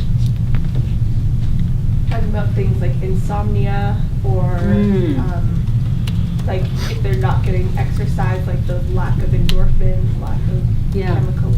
Yeah. Yeah, and I love that Wendy brought that up. I'm too tired to get exercise. So I go to where she is. So what can you do? Yeah. Person that is really heavy in depression or something, that is an overwhelming thought. However, if there's a black fluff ball, less overwhelming. Yes. I'll come back to you, Alicia. I saw a hand over here. It wasn't. Well, did I see a hand over here? Okay, never mind. We'll go to Alicia. Physical pain. Headaches and Oh yeah, yeah. I went to Bible school, and after I had graduated, I was working as a pastor. One of our staff from the Bible school, who had mentored many guys, took his life because of physical pain. Boy, did that set everybody off kilter. Yeah, so physical pain, physical sickness, that kind of thing. I just don't want to walk on that road anymore, and we keep them alive. Yeah, so it's an internal factor. Did I see somebody up here? We kind of put this under all of them, but addiction. Addiction, yeah. Yes, of many kinds. I don't know if this hand is thinking that you're okay and you don't do anything. Thinking you're okay and not doing anything with it. Can you explain that a little bit more?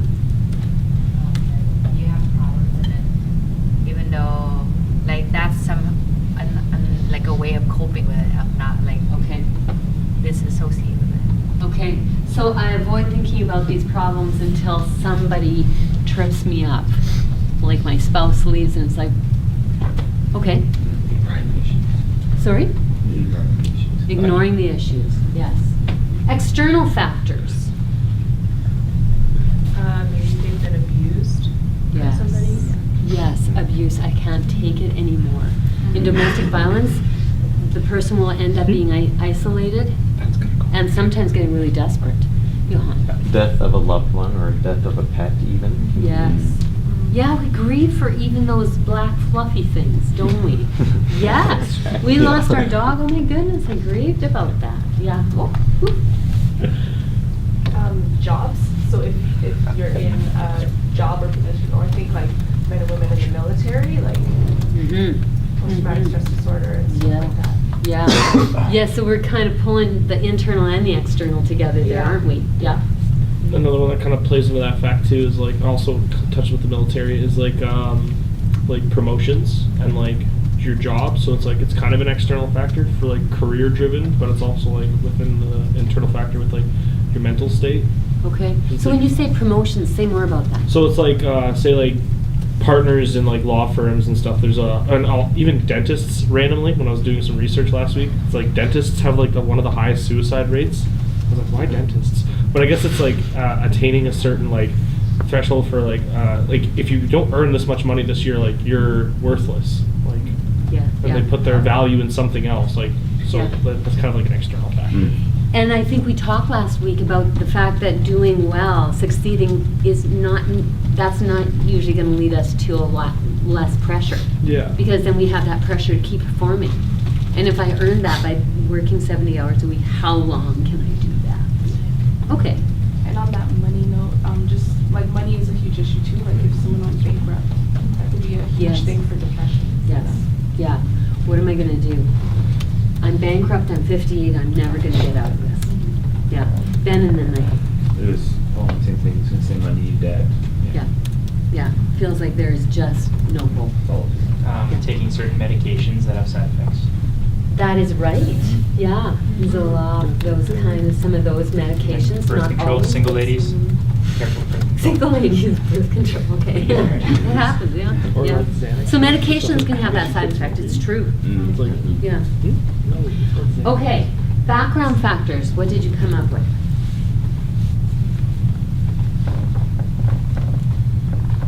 We also put abuse and addiction under this one. Okay, background. What else? Illnesses like cancer, your like someone in your family had it and then you get it. Okay, I've seen this where it goes, I don't want to go there. Okay? I think even there's could be like a spiritual aspect to things, and I think about like generational curses and sins and things that have been passed down. So Yeah. yeah. It's so easy to forget the spiritual. That could Well, be. that could even be like internal factors and external factors. Like It's true. the enemy's out to steal, kill, and destroy. So Sure is. Yeah. Come on. Yeah. if you have like a family history of suicide, you're just like you kind of loop yourself into being like, well, I gotta just follow suit anyways. Like, Yeah. That's not that that's like that's how it goes that quickly. So, Yeah. But But it's true. Yeah. When there's a family history, I get more worried. yeah. For sure, when it's back there.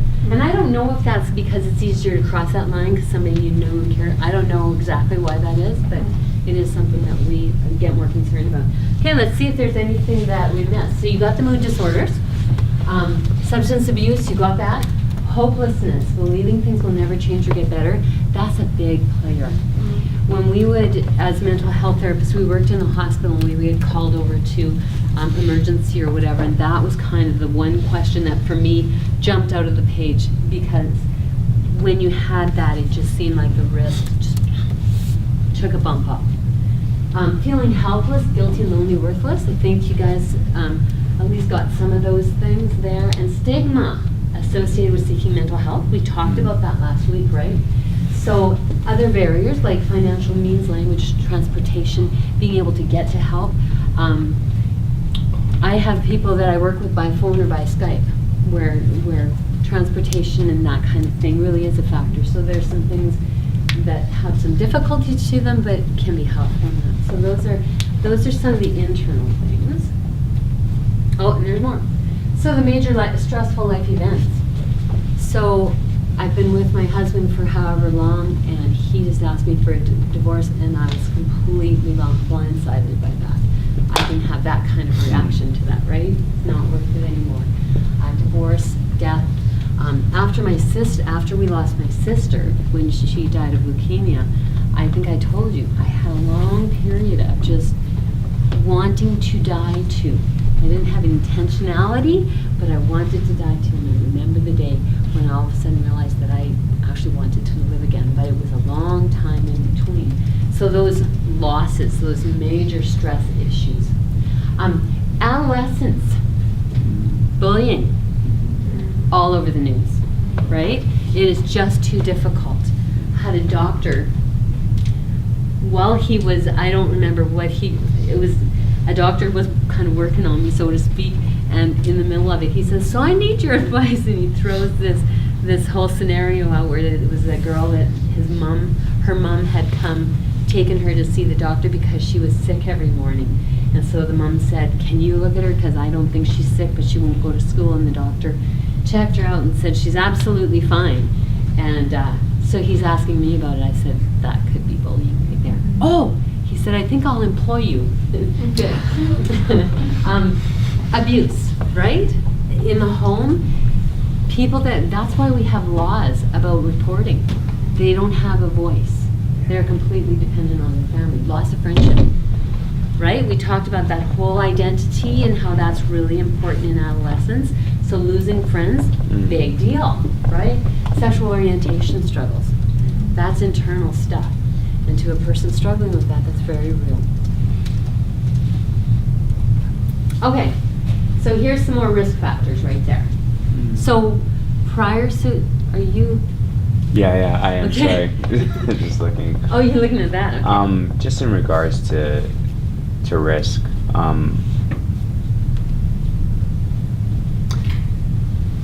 for adolescents specifically, Yeah. When parents get maybe too worried about their children,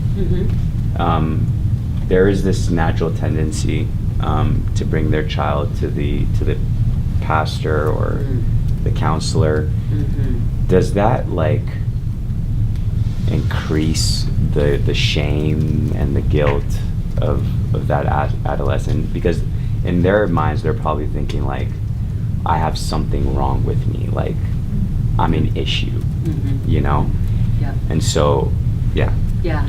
So I'll speak from my experience, and then I'll give Wendy a chance to talk here too. But my experience has been when somebody, and people do want to use, in my experience, have wanted to use me either as a punishment or as a pill. And in both cases, one of my first questions to the teen or child is, do you want to be here?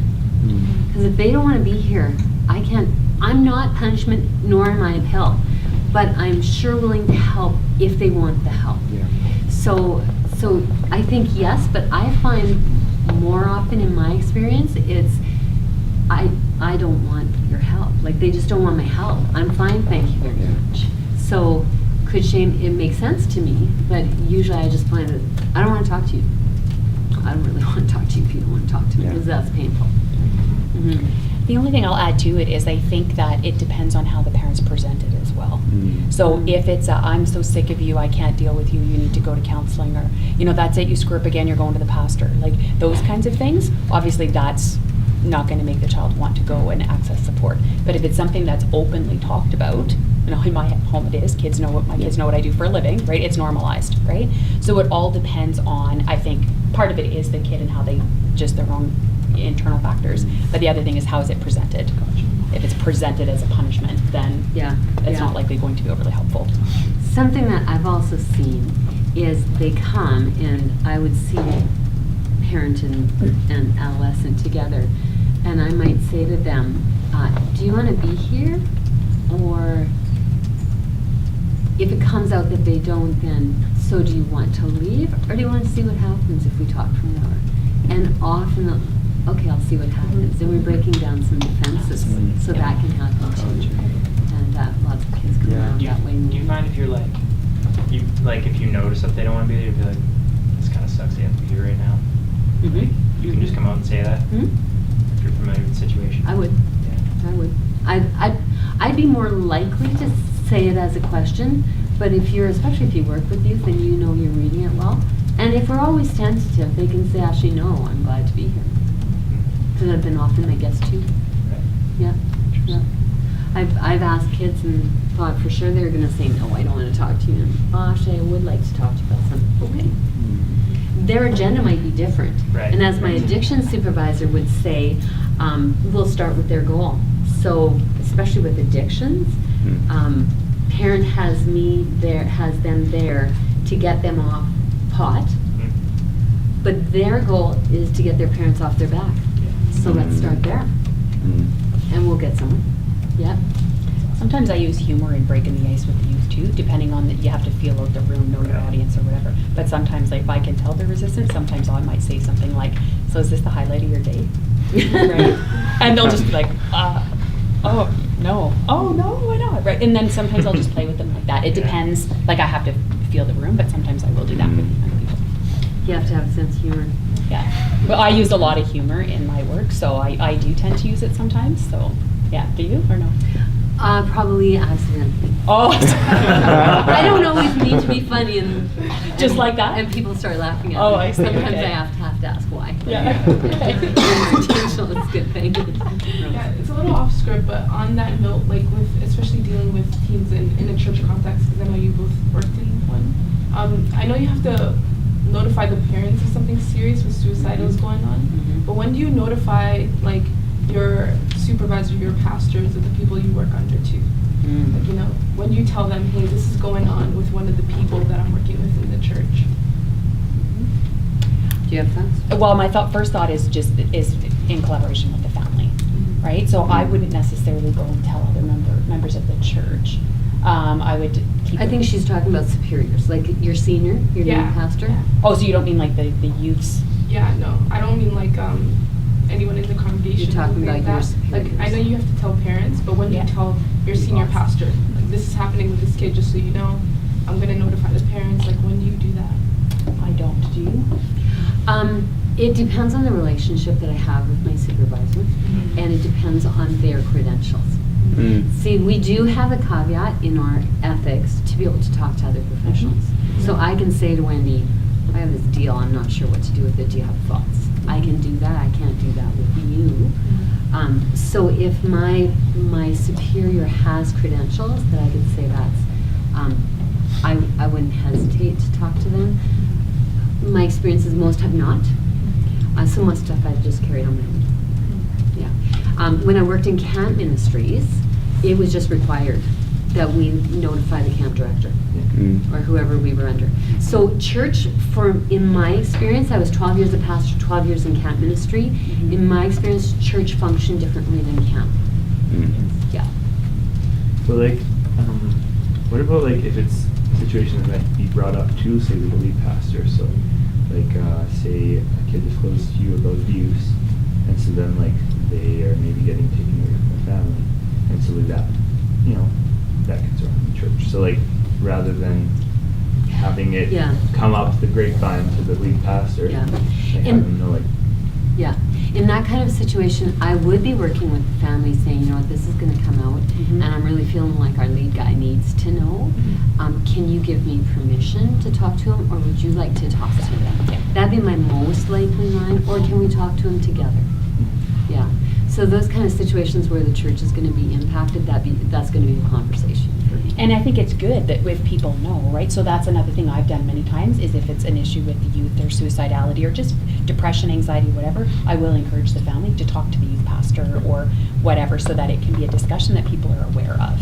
But I don't personally just go and tell them, right? It's something that I encourage families to do. Or if they give me permission to, that's one thing. But we also have that ethical harm, right? So if I'm concerned about you or somebody else being harmed, or if there's abuse or neglect, so sometimes it will fall under that.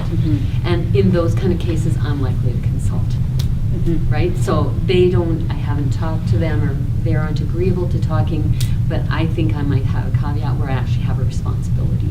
So that's another piece I need to think about when it comes to safety, suicidality, right?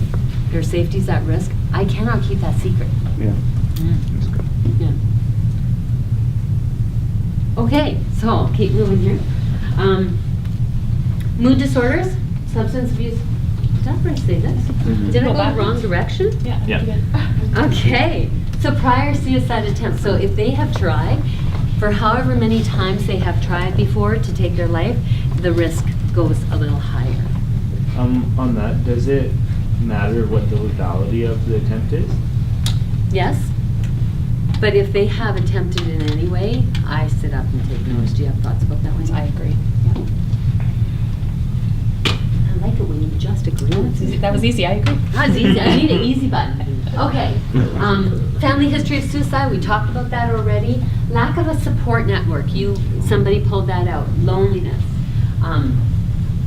When I worked in mental health and I was working with situations that were kind of like this, I think I have talked about this somewhere, I don't know where, but I would be working on connecting them with local community supports. Or even if somebody comes to pray with me, when we pray for people at the front of the church and there's something like this going on, I will say, we lead a mental health support group. Is this Wednesday, 7 o'clock. Feel free to come. That support network. We can build, here's the wonderful thing about what you guys are doing, is you can build that support network. So just with the work that you do, your presence, if I could say that again, and the network that you lead, you can reduce suicide risk just by the work you do. Isn't that wonderful? That's good news. Loneliness is a major thing. Even encouraging people, if you can't necessarily fix it all by saying, hey, our church has this group or whatever, encouraging them to get involved with something, because that's a huge thing when people feel alone. It's probably one of the things I hear the most is that people feel alone, either physically alone, there's no one around, or they just feel alone in their experience. So would you bring that up, but then like how we normally would in a counseling session, like I have some resources if you'd like them, so that it's not like your prerogative, like, oh, you should go to small group on this day. I would slow it down a little bit more than that. So we're still talking collaboration, right? So what are some things, so we're talking about loneliness. You told me you're quite lonely and there's no real network for you. What are your ideas about what we might put in place to help with that? And then they may come out with that themselves, or they may not. And then I could say, I know about this home group that is led by a wonderful couple, or whatever, or I have a great youth leader that would love. Yeah. So you can, that's really, what I say to people is, you're the expert on you, and we're gonna figure it out together, but I do have some tools in my tool belt. And if they fit, I'll pull them out. That's tools in your tool belt. Yeah, community, huge. Domestic abuse of some kind. And shame goes with this. So it can be hard to spot this until they're in the hospital with a broken bone or bruises or whatever. And you finally say, this is what's going on. This can get covered. Erratic behavior, and I put at the end here, could be a need for adrenaline, so that you're understanding kind of what I'm talking about. I'm talking about erratic behavior that they engage in that would increase their risk. So if they are abusing drugs, that increases their risk of suicide, right? Discipline problems, so you just see that erratic behavior where they are not thinking first. They drive their truck in a crazy kind of way because they love the adrenaline rush. If somebody has grown up with trauma, for example, with abuse going on, seeing mom or dad beat up their spouse or getting beat up themselves, adrenaline becomes the norm. And sometimes they work to keep their adrenaline going because they want to they want to be in the norm. And there's actually a therapy, I think they call it adventure therapy, where they work to get the adrenaline going, and then they work with them in that adrenaline spot on a cliff, because they can connect with them at that point. Yeah, so erratic behavior or access to lethal means, of course, risk goes up, right? I just got a gun out in my garage or whatever. With the keys to the car thing, 'cause I've known someone where they talk about like they get tempted to go into the other lane and stuff like that, but they still need to get to work and they still need to do these things, and like they're getting help and stuff. But what do you do with that? Because you can't just be like, well, don't go to work. So like, how do you go about that? Yeah, that's a really hard one. That's a good question for them, for starters. What can you tell me that will guarantee, here's another collaborative statement, what can you tell me that will make me feel better about being okay with you driving to work tomorrow morning? That's a question I would ask. Thoughts that I would have might be accountability, or I don't know if you've heard, but there's been some debate over contracting, but will I see you tomorrow morning? See you tomorrow morning. Sometimes that can help with that. You're getting an idea of their intentionality. Yeah, the only other thing too is a lot of people, I've had this happen with folks, and some of them helping them come up with their ideas of what to do and what will keep them safe in the car. Some people it's listening to worship music, right? Okay. So there's stuff that they can do on their ride to work that would take away some of those thoughts that they've had. Oh, that's brilliant. I'm going to steal it. Okay. Yeah. No, thank you. I enjoyed you. Any other thoughts? Any other questions? Okay. I'm going to keep us going here. Okay.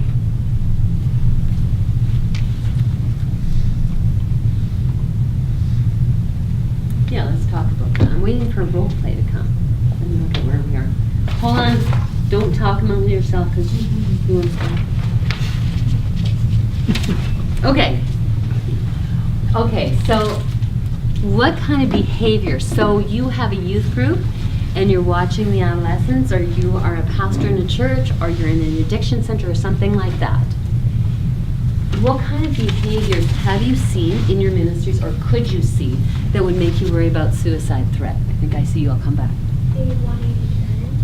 Like you kind of notice that like the students, he's usually mellow, or like you know that they are dealing with depression, but they are seeing in counseling, and then all of a sudden everything is okay.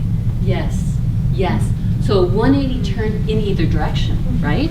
So all of a sudden everything's okay and we're happy, or we have a downward plunge. They start giving away their stuff all of a sudden, especially if it's things of high value, Yes. whether sentimentally or of monetary value. Yeah. We have parents that are in their 80s and they're giving us stuff, but that's different, right? And that's an important point to recognize. That is different. They're downsizing. They know they're not much longer. It doesn't mean it's suicide. But when you are in the younger years, giving away things. What else? Maybe offering comments about hurting themselves. Okay. I don't know, I like to latch on to those things. Just to see if that's like, are you joking or not? Yeah, yeah, yes. Those offhanded comments.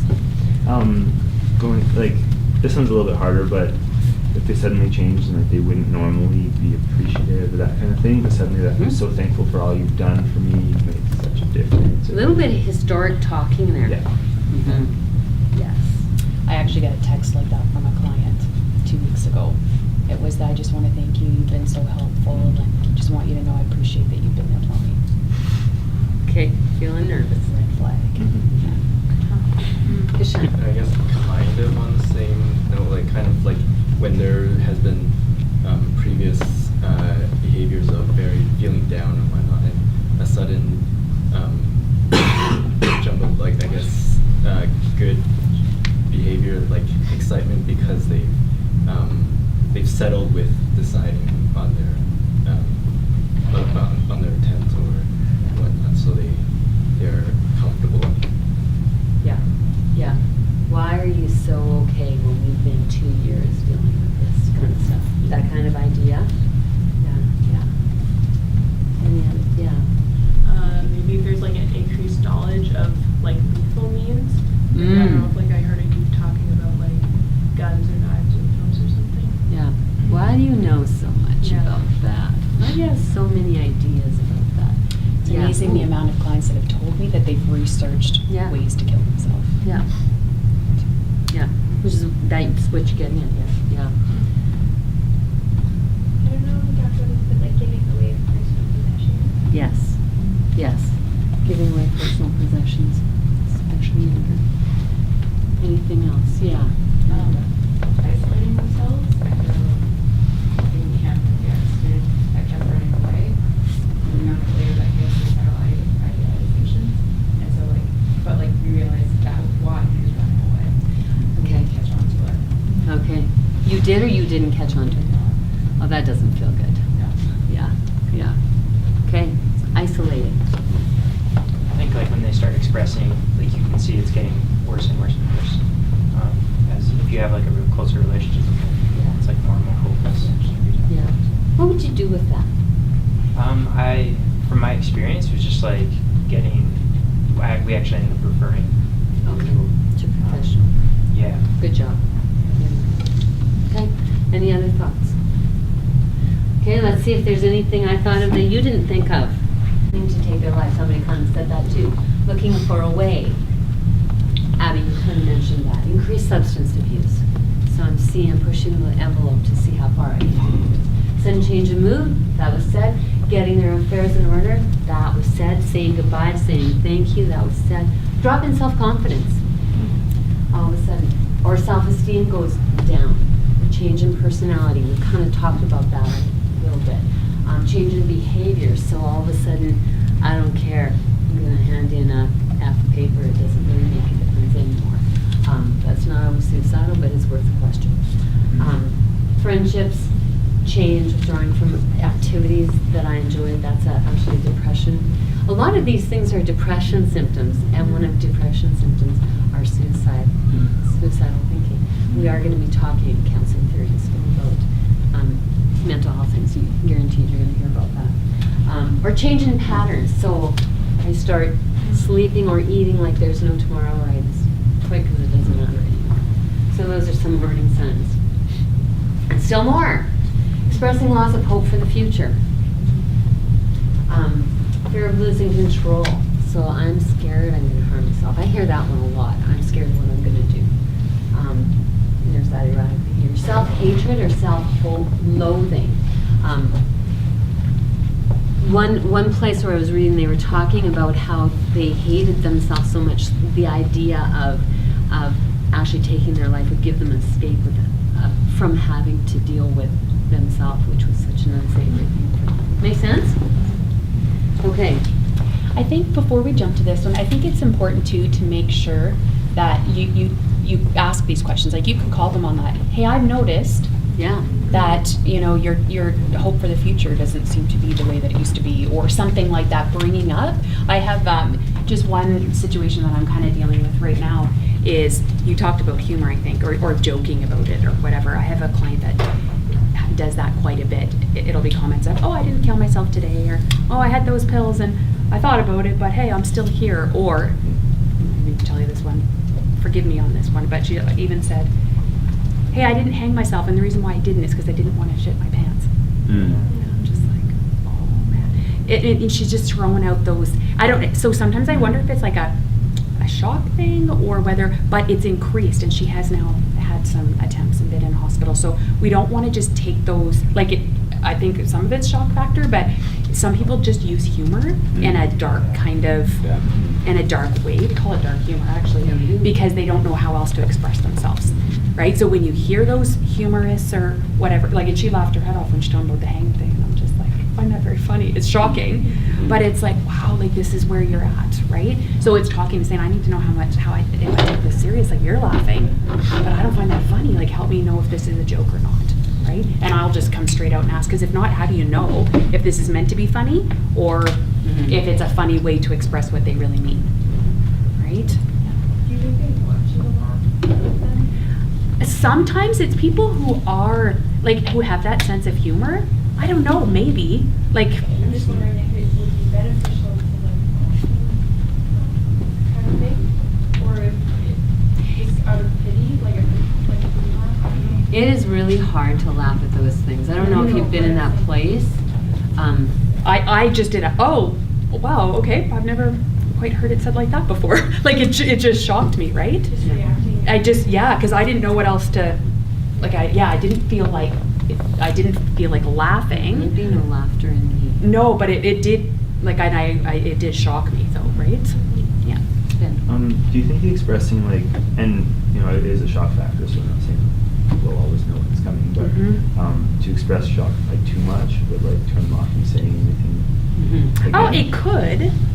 Or you could do well, I'm really glad you did, and I'm glad you did it. But, Stephen, where they made a joke of it, but I think your reaction to how people word things is important, and I think the more you know them, you almost kind of know what reaction they're trying to elicit from you, right? I knew with her that because she likes to laugh and jokes about she jokes about everything, right? So I knew she wanted to kind of make light of it, but I knew underneath it though there is a lot of pain there too. You want to be careful in expressing shock, because if you say something and I express shock, I can actually make your anxiety go up or your Mhm. feelings go deeper. So you do want to be really careful. I try to not register shock at all. And I can remember one time where apparently I raised my eyebrows, and it was a teenage guy, and he said, "Your eyebrows raised, your shock." So that is something to be careful about. I'm going to keep us moving here. Yeah, and then with this case, she wanted to shock me, right? So sometimes, Yeah. but even then, You don't trying give her to, that. yeah, that's right. Yeah. Okay, so I'm going to give you the basic assessment stuff, and then we're going to send you into a role play, so just 3 more minutes. So we've kind of talked all around this, but this is kind of a template that you can have in your mind when somebody has expressed some kind of suicidal thinking. So first of all, I wish I could sleep forever. So I want to understand what their thoughts are. So are you saying you just wish you could have a really long sleep? Or are you saying you really wish you could sleep forever? Right? So you want to understand what their thoughts are. Are you saying that you would like to do something about not being here tomorrow? Or are you just saying that this is just really hard? You want to understand their thoughts. Plan. Do you have a plan? I don't know any other way to say it. Do you have a plan? Have you thought about what you would do? That kind of thing. Intention. I will ask people straight out, are you actually thinking that you might do this? So you can ask, do you have a day that you've thought about doing this? Like, how serious is this? Is really, where are they at in their intention? And you can think in your mind when you're assessing this, if I was to say 0 to 10, where are they at? Right? So I have pills I'm thinking about tonight, and that's much higher on the scale, right? Intention. Just to clarify, these can be yes, no. Or you say, or should we still want to be like? You want to open, yeah, I would be saying open-ended, because you want to get as much information as you can. So, yeah, and good catch, Michael. Do you have a plan? I would need to follow that up with something. I've been known to ask that question specifically. Do you have a plan? Say something. But then I need more information than that. Yeah, so what is it? There you go.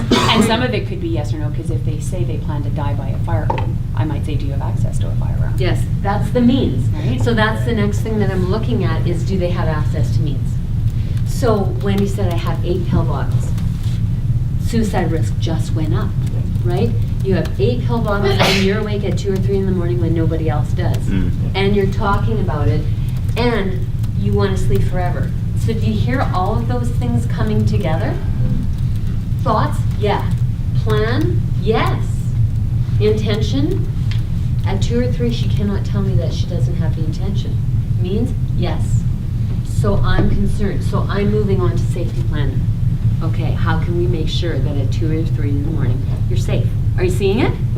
You seeing what I did there? Past attempts. So I didn't go there with Wendy, but that's something that is really good for you to ask. So have you ever tried this before?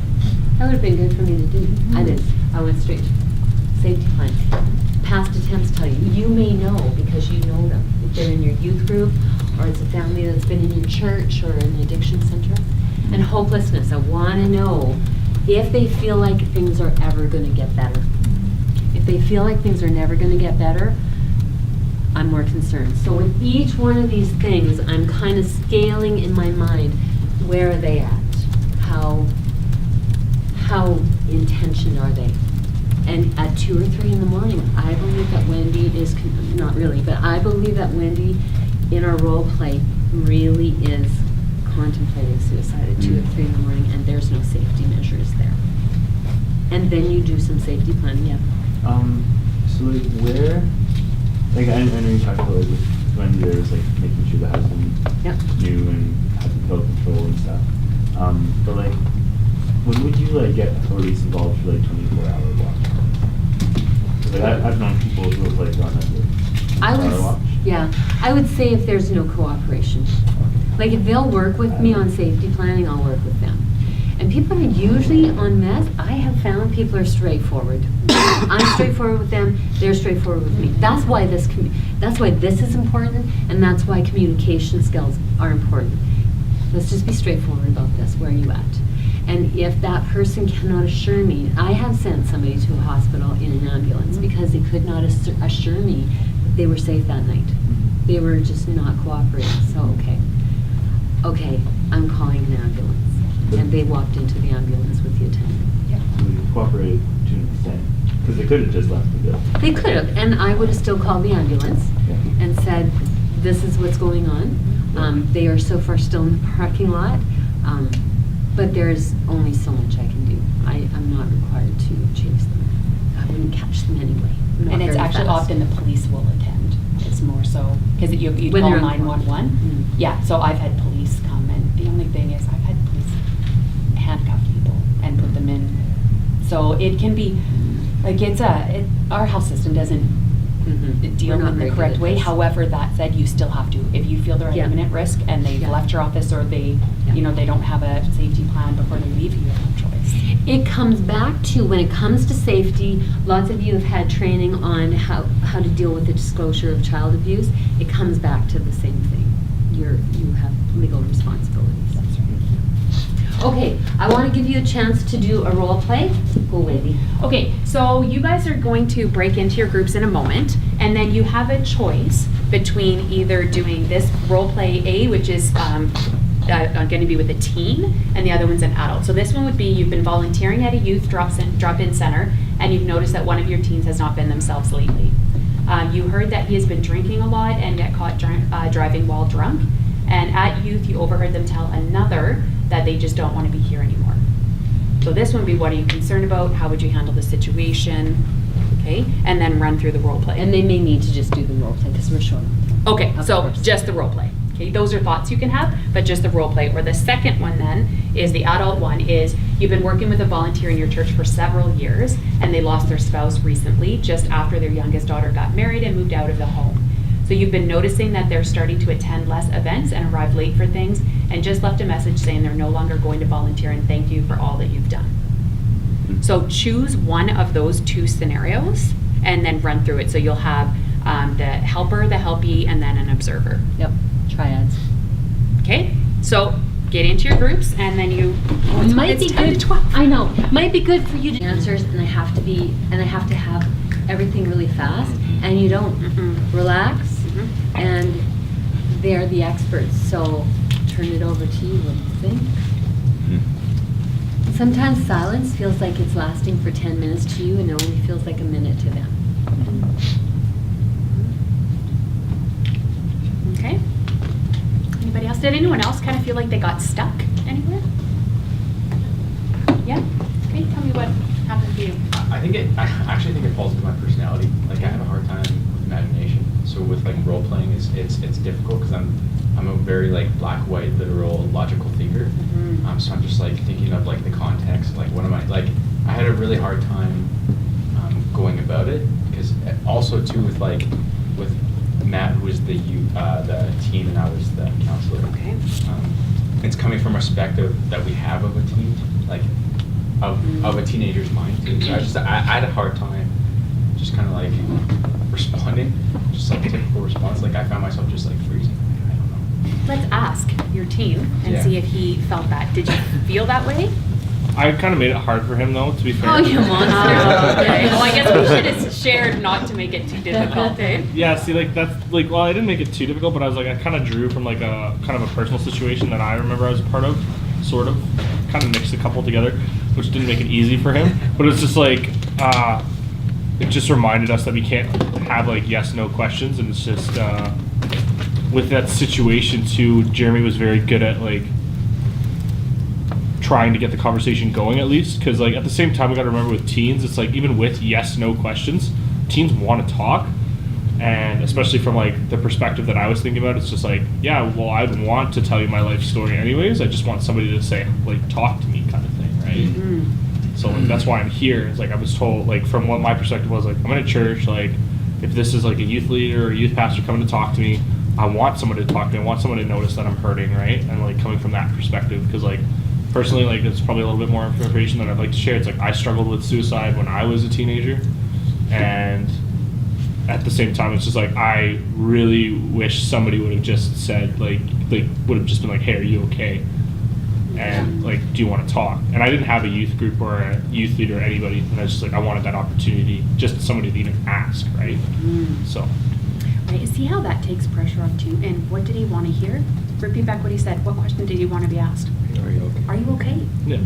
We're all capable of saying, "Are you okay?" Right? Would you like to share your story with me? Right? I'd like to hear more. Help me understand what's going on for you. Right? It's not like this high-end, university degree that we need to have to be able to say, "Are you okay? Let's talk." Right? So did you feel like you got stuck in the kind of the yes and no questions, or? Yeah, I think I was trying to be like highly academic too. I see. I was Yeah. trying to answer. They'll miss you. Because like when you put it that way, that you just ask so those simple questions, right? Like, yeah. Because like in reality, that's what I would do Yeah. in that given situation, right? Like I wouldn't be thinking academic, and like we have like someone like washing and. Yes, So- and it is. so, you It- know, this like, is. there's all Yeah, those elements that's to it, right. too, right? Yeah, that's right. And you try to remember it this way too. When you're thinking about, even when you're doing your role plays, but outside in the real world, think instead of thinking like I'm the counselor, you're the counselee, or I'm the helper, or whatever. Think about it. You're a human and I'm a human, right? We're just two humans having a conversation. And that's going to take so much pressure off. Because if you get in your head and you think you got to be the expert, or you got to fix the person, or whatever, you're going to derail every time, right? So instead, I'm a human talking to a human, right? And let's do this together. Let's dialogue together, right? Yes, you have experience and you know how you can tailor the conversation a bit, but it's two humans having a conversation. And just to kind of, I can actually identify with that, even when, less so now, because I've been doing this for 4 years, but in my first and second years, when I was planning to do a role play myself and I was going to be the listener, I'd have to talk to myself, Kathy, do this. This is what you do. You can do this, right? So, and that's with 30 years behind me. So, I mean, goodness sake, if you didn't struggle with that, I'd be hiring you, right? Even if you did, I might be, but yeah. Yes, Chris? Yeah. For me, I kind of got stuck as well, but with the blunt questions of just coming right out and being like, are you contemplating suicide? Like, I feel like I was the observer in my group, but Alicia was like a star at just getting in there and being like of ending your life. Like, she would just ask straight up with what she's saying. She put in little hints about, yeah, I don't want to live, I don't want to do this, and Alicia would just be like, of ending your life, is that what you mean? And just going straight into that. Whereas me, being there as the observer, I'd be completely stuck. I'm like, what do I say after that? And there's one point where she's like, you want to end your life? And the girl, and she said yes, Amanda said yes, and I'm there, and I'm like, what is she going to say? And she just went straight into the strategic planning. And so for me, I got stuck with the more bluntness of it, of just being like, you want to end your life, is that so? You know, like, I just don't know where to go from there. I just kind of freeze a little bit. Yeah. And that's why we do these workshops, right? And that's why we keep throwing you guys into role plays, because repetition is what's going to help bring comfort with that, right? When you're asking those questions and you're practicing, we've been doing this for many years now, right? So the more we've asked these questions over time, we've got more comfortable. It's never easy, but we've gotten more comfortable asking those direct questions because we've done it a lot, right? You guys are still out the gates here figuring this out, you know? So the fact that it feels a little uncomfortable for you, completely normal, right? But again, that's why we do this, right? So that we practice, and even just hearing how everybody else does it, so you know, oh, okay, it's okay to say, are you thinking about ending your life? Are you thinking about suicide? Right? And I think that goes into other areas in the counseling room, and there's always that whole, I probably shouldn't be so straightforward.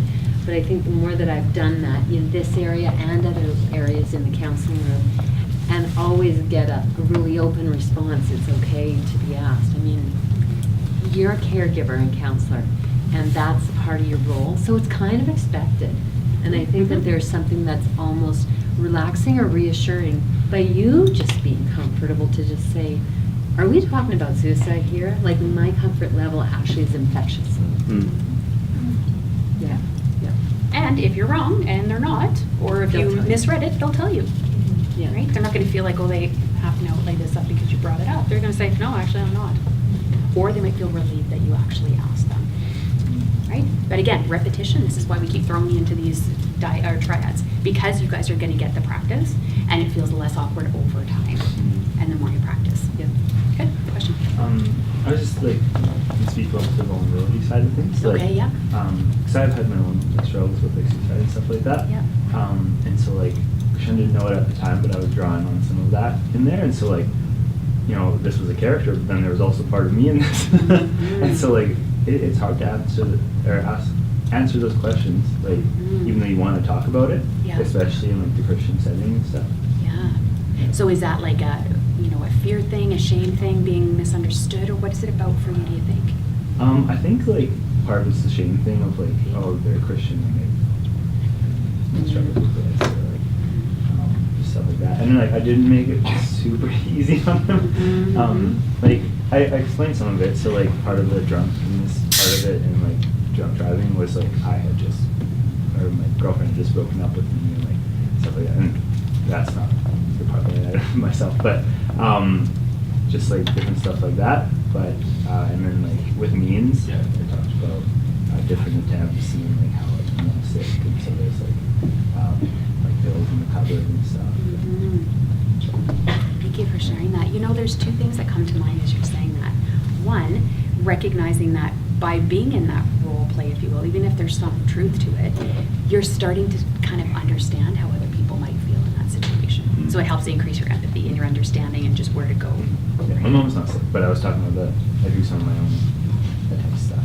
Yeah. So. Yeah, and even if it's all made up, the majority of what I talked about was completely made up. Yeah. However, I still felt, like there was things that I felt in that even though I was pretending. You like feel empathy for this character you made That's up. right. That's exactly right.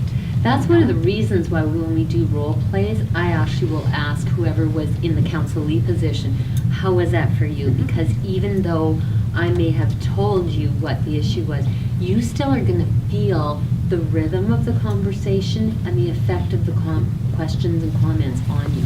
You're still going to feel that. Even though you're pretending. Yeah. Yeah, I felt it in both of my scenarios, right? And things just get drawn out of you. The second part that I wanted to say about that is recognizing when you're helping someone, you're in that helper role, and people are disclosing things that you can relate to, right? It's another self-check to do, right? Because you don't want to end up, you know, either being traumatized yourself or, you know, kind of bringing up issues that you haven't dealt with. So just remembering, and it's going to happen. There's always stuff that pop up when we're meeting people that we can relate more to or that hit home a little bit more for us. But just being aware of that, and that's okay, right? But what are you going to do about it after, right? Because you don't want to get into the conversation, well, yeah, I feel that way too, especially in a professional role, right? To some degree, there's a little bit of that self-disclosure that can be okay, but for the most part, it can't be just a normal back and forth dialogue in a professional setting. But recognizing I do have to process and deal with these issues because it might surface and bring up stuff as you meet different people. Okay? Thank you. Anything That's why else? that self-awareness piece is so important. Oh, so That's important. Ministry Foundations. Oh, yeah? You do that in there, right? Good. Oh, yeah. Okay. Other comments? Did anyone feel like it kind of went fairly smoothly? Nobody? Ish? Yeah. Yeah? Oh, yeah, you said that it did. that's right. That's right. Okay. All right. Anything else you want to say about that? Any comments, questions? Okay, I'll hand it back to you then. Okay. You know what? How are you guys feeling? Good. Good. Okay. I'm thinking, though, it might be good for us to take a little bit of time to just do some worship again. That be okay, or do you need some setup time? No. Okay. Let's just take a little bit of time to worship, and then I'll go into. There is a Done. I always want to keep us remembering that truth. And I love a lot of the new music that I hear coming out because it takes scripture and it puts it into grit of life. This comes out of a pain place in my life. Who the sun sets free is free indeed. I learned that when I was struggling. And I sat with Mrs. Rose. And she said John 8:32, and I found out that John 8:36 is almost the same. And we talked about that when I was ripped apart on the inside. And it's like when you're ripped apart on the inside, that healing balm can come in and truth can heal. And it was such a moment for me, just standing there while Johan was leading, just feeling like, remembering the feeling of being that insecure, ripped apart teenager, and realizing I am who you say I am. And roses, so to speak, a conduit of the healing and the power of Jesus. But you have to experience it first. So this is just our inspiration moment, and then we're going to go back into the technical of it, but never lose this. Never lose this. And so what we are trying to do is we're trying to take that truth and say, this is how you put that in so that people that are ready for the healing work of Jesus can receive it.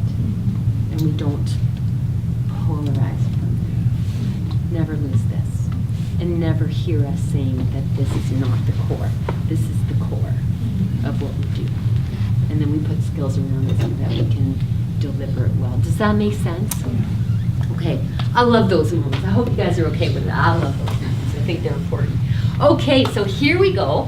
And Wendy has just dreamed up a new thing she's going to do with the role play, so I love change, so I'm looking forward to whatever she has planned. But we're going to talk about safety planning and working on the future, which go hand in hand, right? When there's suicidal thinking and I'm thinking about taking my life tonight, I'm not thinking about the future. And that's one of the things, and this isn't in your notes, so if you want to stick it in there somewhere, that's one of the things that we want, and maybe I said it last week, we want to think about is, do they have future orientation?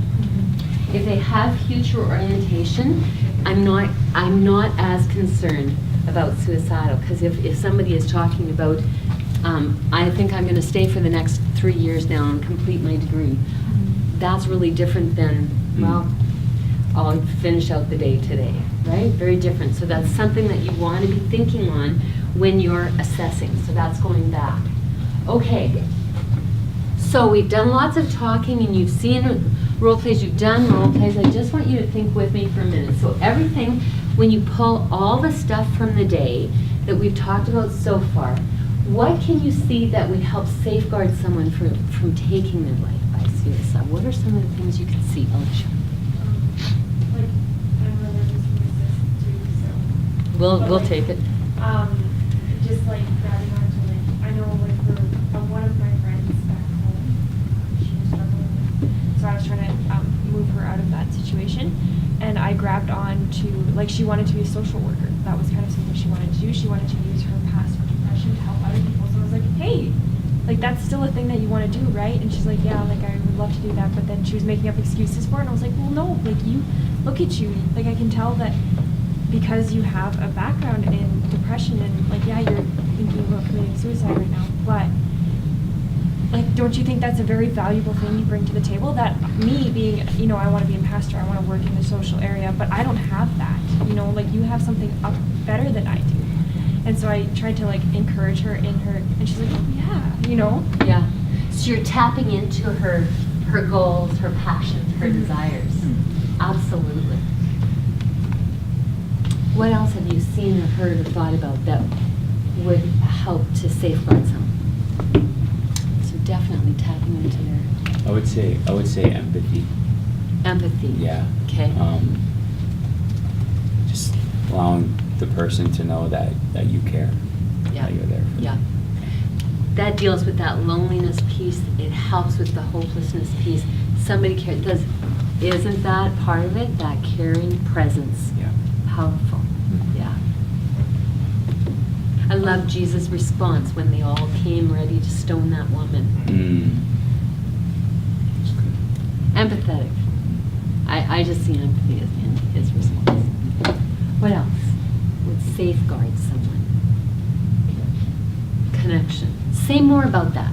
Well, a lot of us are probably going to be in pastoral roles, and so we'll have the unique opportunity of being pretty close to these people, even if we're not with them every day. So being able to resource them, so like, I know this really great group, like, I literally know the people in this group. Okay. Yeah. And like, they still have to make the decision, but we can able to say like, hey, this is available. The network. Yeah. Yes. Yeah. Like, having like a non-judgmental, like, close relationship that they can reach out to, whether they choose not to, obviously, in that moment. But knowing that they have that, they're not going to be judged. It's not going to be awkward later. It's not. No matter what, they can call. Yeah. I've seen that help. So I'm hearing that, I'm hearing non-judgmental, but I'm hearing comfortability. Yeah. I'm comfortable to know this about you. Yeah. That's pretty huge. Yeah. And as soon as you said the non-judgmental, I was thinking about something that you said, Ben, and I think others have said, is our Christian world, I think we can be a bit judgmental. If we take that out, we become safe, right? I have not done rules with a group yet where one of the rules was being non-judgmental. It's just a big deal. Yeah. What else? We'll safeguard a person. Think about all that you've seen. You've seen a couple role plays. You've done some role plays. What else is safety? Helping them to like look at next steps. Yeah. To get out of maybe Yeah. go forward to something. Yeah. Next steps. And I'm just going to add to that a little bit. I cannot eat a cake in one bite. It's absolutely overwhelming. And I can't eat a whole cake in one setting. But I sure can have a bite-sized piece. I can cut this and I can eat this in 10 bites, depending on, for me it'd be about 25, but I can eat it in bite-sized pieces. And that's part of what we do is we help people get that down into those bite-sized so that it feels manageable. Realistic steps. Realistic steps, yeah. So that can help to safeguard. Now we're not dealing with this whole loss of a house or whatever. We just got a couple steps. I always try to have one or two practical things that a person can walk away from the conversation, and then we can talk again. Yeah. What else would help to safeguard?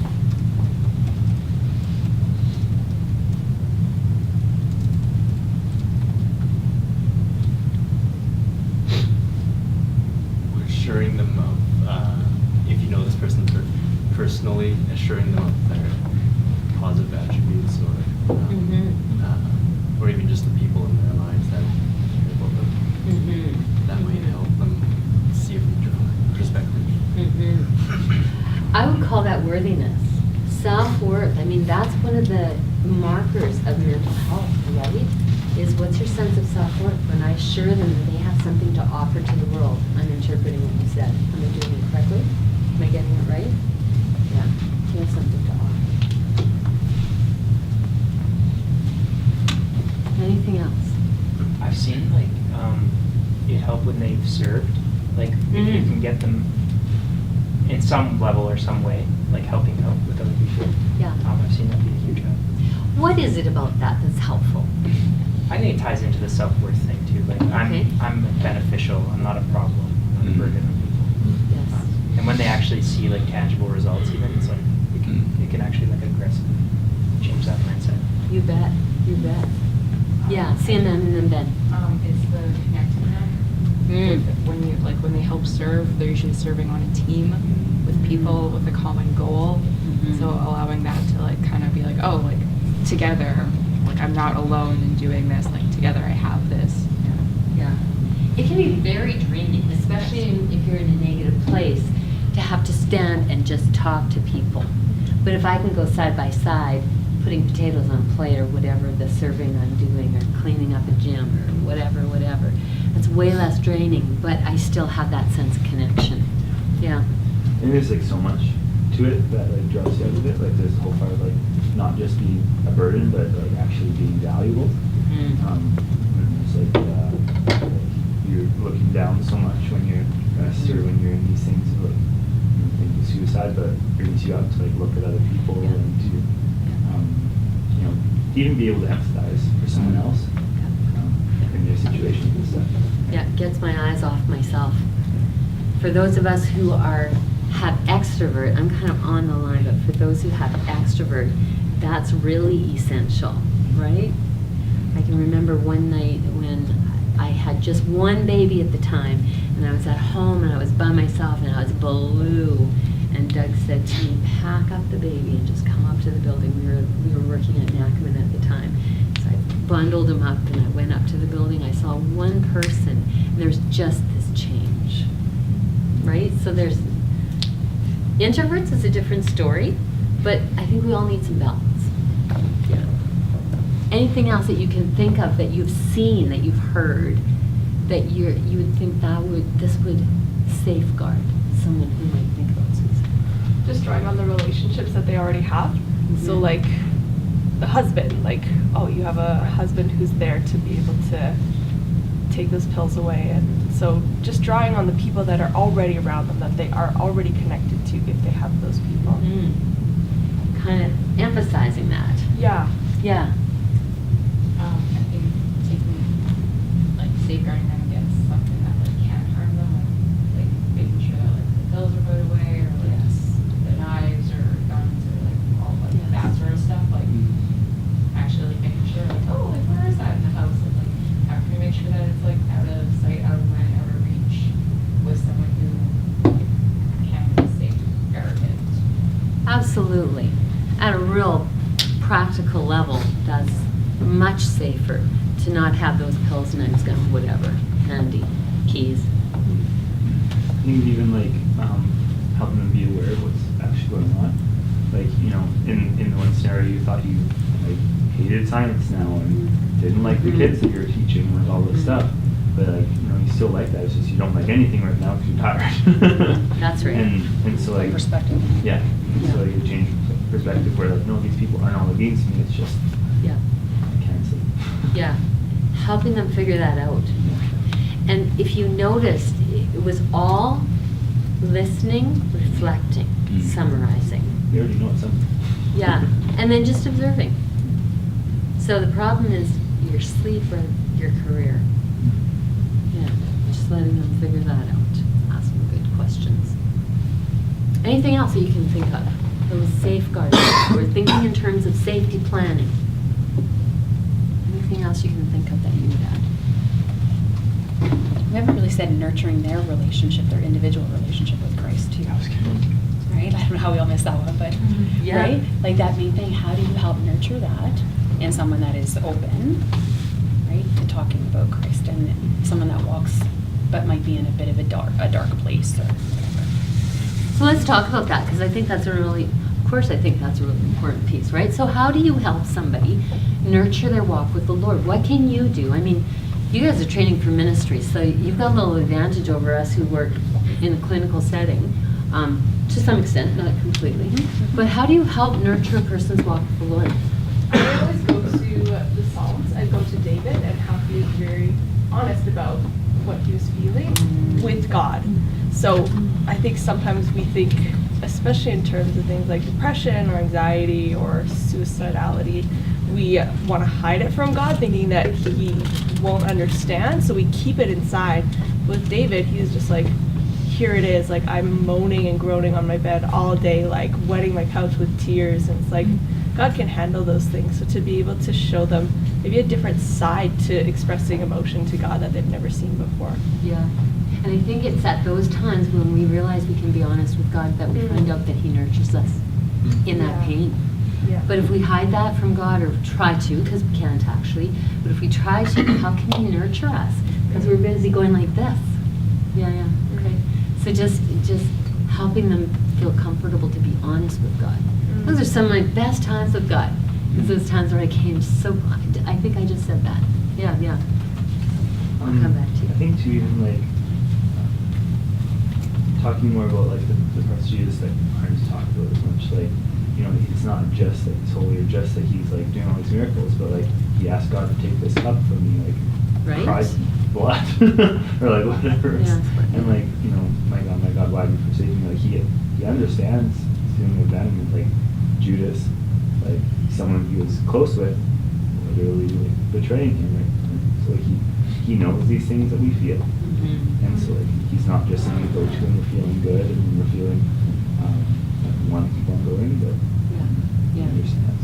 We do not have to be all butterflies and roses when we come to God. Jesus was such an example for us, right? Yeah. I saw Rose, and then I'll come back to you, Michael. I was just going to say, like in these situations, something powerful that I've noticed is praying for people and with them. Oh. Like just taking a minute, if they're open to it, like you said, just in a session, being like, can we just pray right now? You know? And sometimes just that in itself helps. Even when it's like the talking back and forth, you know, something about prayer really does help. And even praying for them afterwards, and you just get revelations for them, and just like keeping them in prayer for God, because they are in God's hands at the end of the day. And I find that like overwhelmed.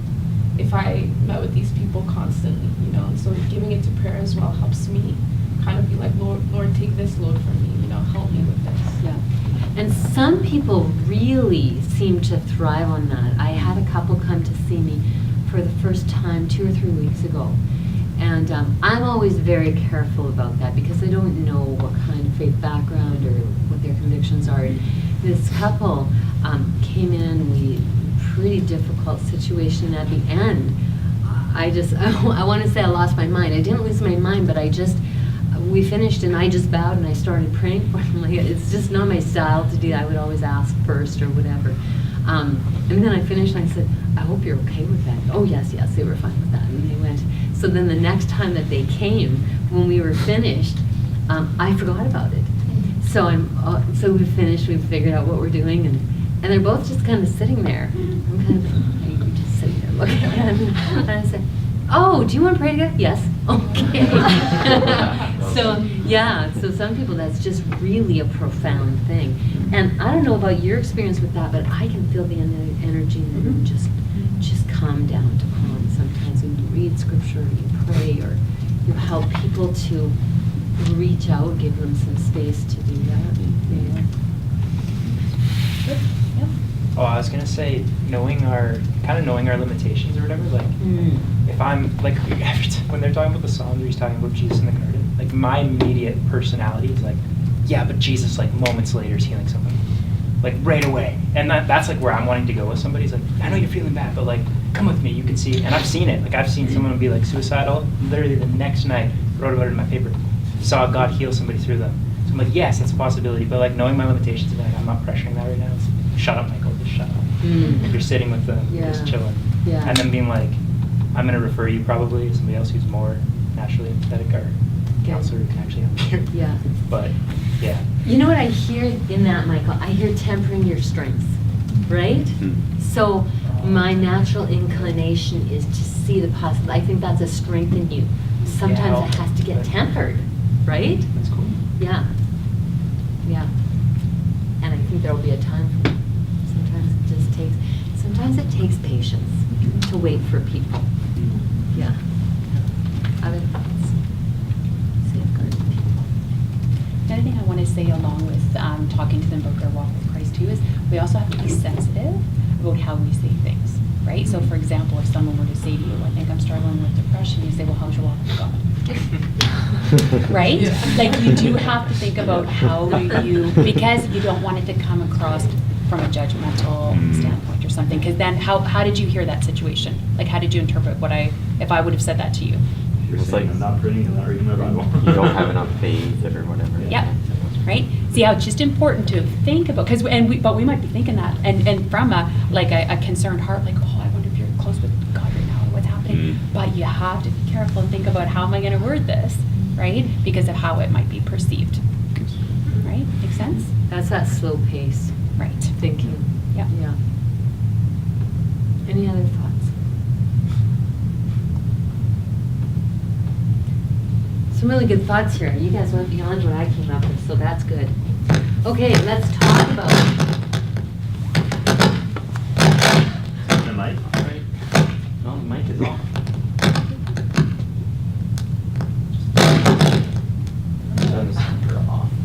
Okay. God is trying to speak to us. Yeah. Okay. Wow, that was pretty distracting. Okay, so you come up with some really good thoughts. Here are some more, or some coping skills. So your first question is, and I hope you have some answers, what are my coping skills? Right? And as you learn coping skills, put them into practice so that they get down into the grid of your own life. And then when you're sitting in a situation, I mean, I have practiced so many coping skills. When I'm sitting in a counseling session, those are just in my brain because they're in me in an experiential way, not just a book kind of way. Does that make sense what I'm saying? Yeah. Especially, Matt, and coming back to what you said earlier, one of the things that you worry about is when there's addictions, because there's no coping skills. So that's a really important thing that I'm doing, whether there's addictions or not, because I don't know if they have coping skills or not. So throw some stuff at me. What are some coping skills that you might might help a person cultivate? Worship. Worship, okay? Deep breathing. Deep breathing, that's a big one. I would say, I don't know about you, Wendy, but I would say 95% of the people that I work with, I always teach belly breathing, and I would say 95% come back to me and say that was the most helpful thing. Yeah. And then I add all these other things, but that's the big one that I hear. You can command your body by doing that slow breathing out, right? What are some other coping skills? Being able to give it to God. Yeah. Yes, and I don't know if you guys thought about it when we had that prayer time. I was telling you whether in whatever way is meaningful to you to take that stuff you're concerned about, give it to God, and then just allow Him to pour out. Of course, my arms are full up because that's just how that's who I am.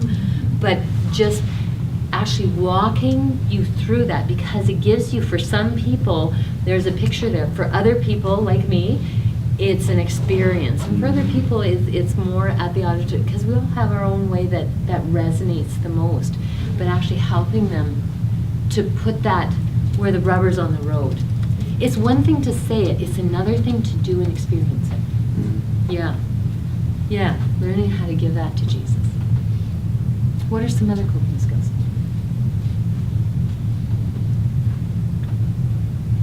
Meditation. Meditation on scripture. Yeah, yeah. Be still and know that I am God. There's a whole chapter there full of why that's a good idea. Exercise. Yes, please. Yeah.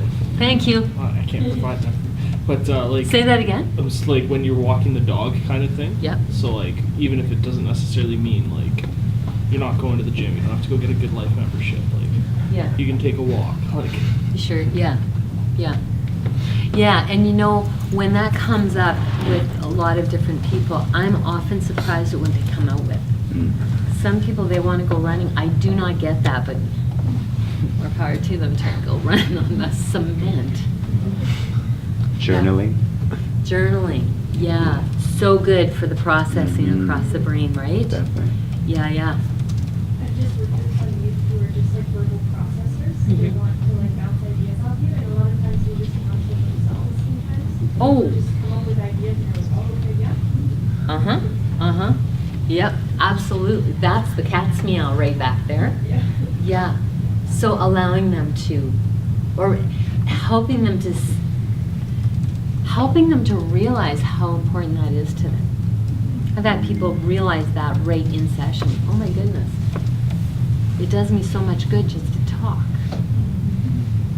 Any other coping skills? Yeah. Like maybe getting them to like do something they're passionate about. So like if they're like an artist, like encouraging them to like do that, or like if they're into like music, just like playing their instrument or something. Yes. Yeah. And those things, those two things that you mentioned, Abby, are those are more processing, like they're full brain processing things is really good. I mean, that's so good that we have this thing called EMDR where they don't do it this way anymore, but they do the fingers in front of the eyes and say, follow my fingers, and they go back and forth, because that's causing that full brain processing that really helps us to integrate what we feel with what our life is like. Yes. Spending time with people. Yeah. For some of us, that matters a lot.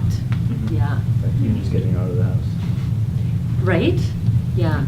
Yeah. And some it's the opposite, it's actually staying in the house and spending time alone, right? Yeah. Because there needs to be a balance. Some are extroverts and introverts, the balance is different, but there still needs to be balance. Yeah. Balance. Gets back to balance. Yeah. Any other coping skills that come to mind? Another one that's really helpful for calming is just getting in the moment. Some of you that have been closer to me in one way or another are going, oh yeah, right. Right? It's stop and notice every sound that you can hear. Or imagine your favorite place to be. See it, hear it, smell it, taste it, feel it.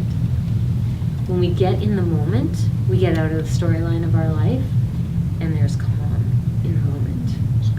The anxiety is in the storyline. Getting in the moment. So, any other thoughts from you, Andy? No, I think that's okay. Yeah. Those are some pretty good coping skills. All those kind of things That's all stuff that you can help people to recognize.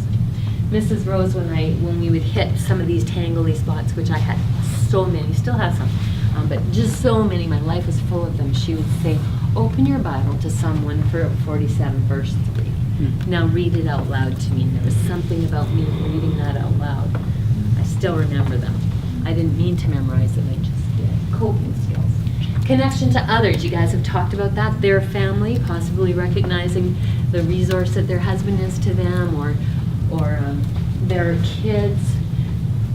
One careful thing when you're dealing with parents is that you don't want to help them to lean too heavily on their kids.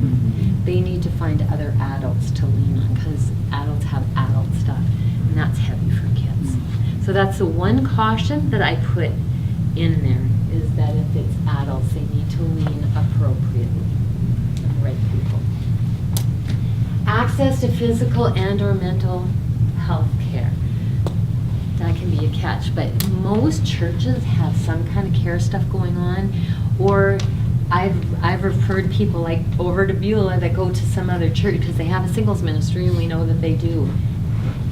Helping them to access some kind of community, mental health care. And sometimes their thyroid function is just low, or their iron is, like, there's a huge physical component. If you're not feeling well, your emotions are going to go there too. You start feeling better, your emotions come up. I heard about a psychologist that wouldn't see anybody unless they were getting 7 to 8 hours of sleep a night, and they were, I think the other thing was exercising daily. If they weren't doing that, he wouldn't see them. So physical health. Yeah, so anyway. I guess we all fail. So physical health is. They need to be seen at that point, eh? Yeah.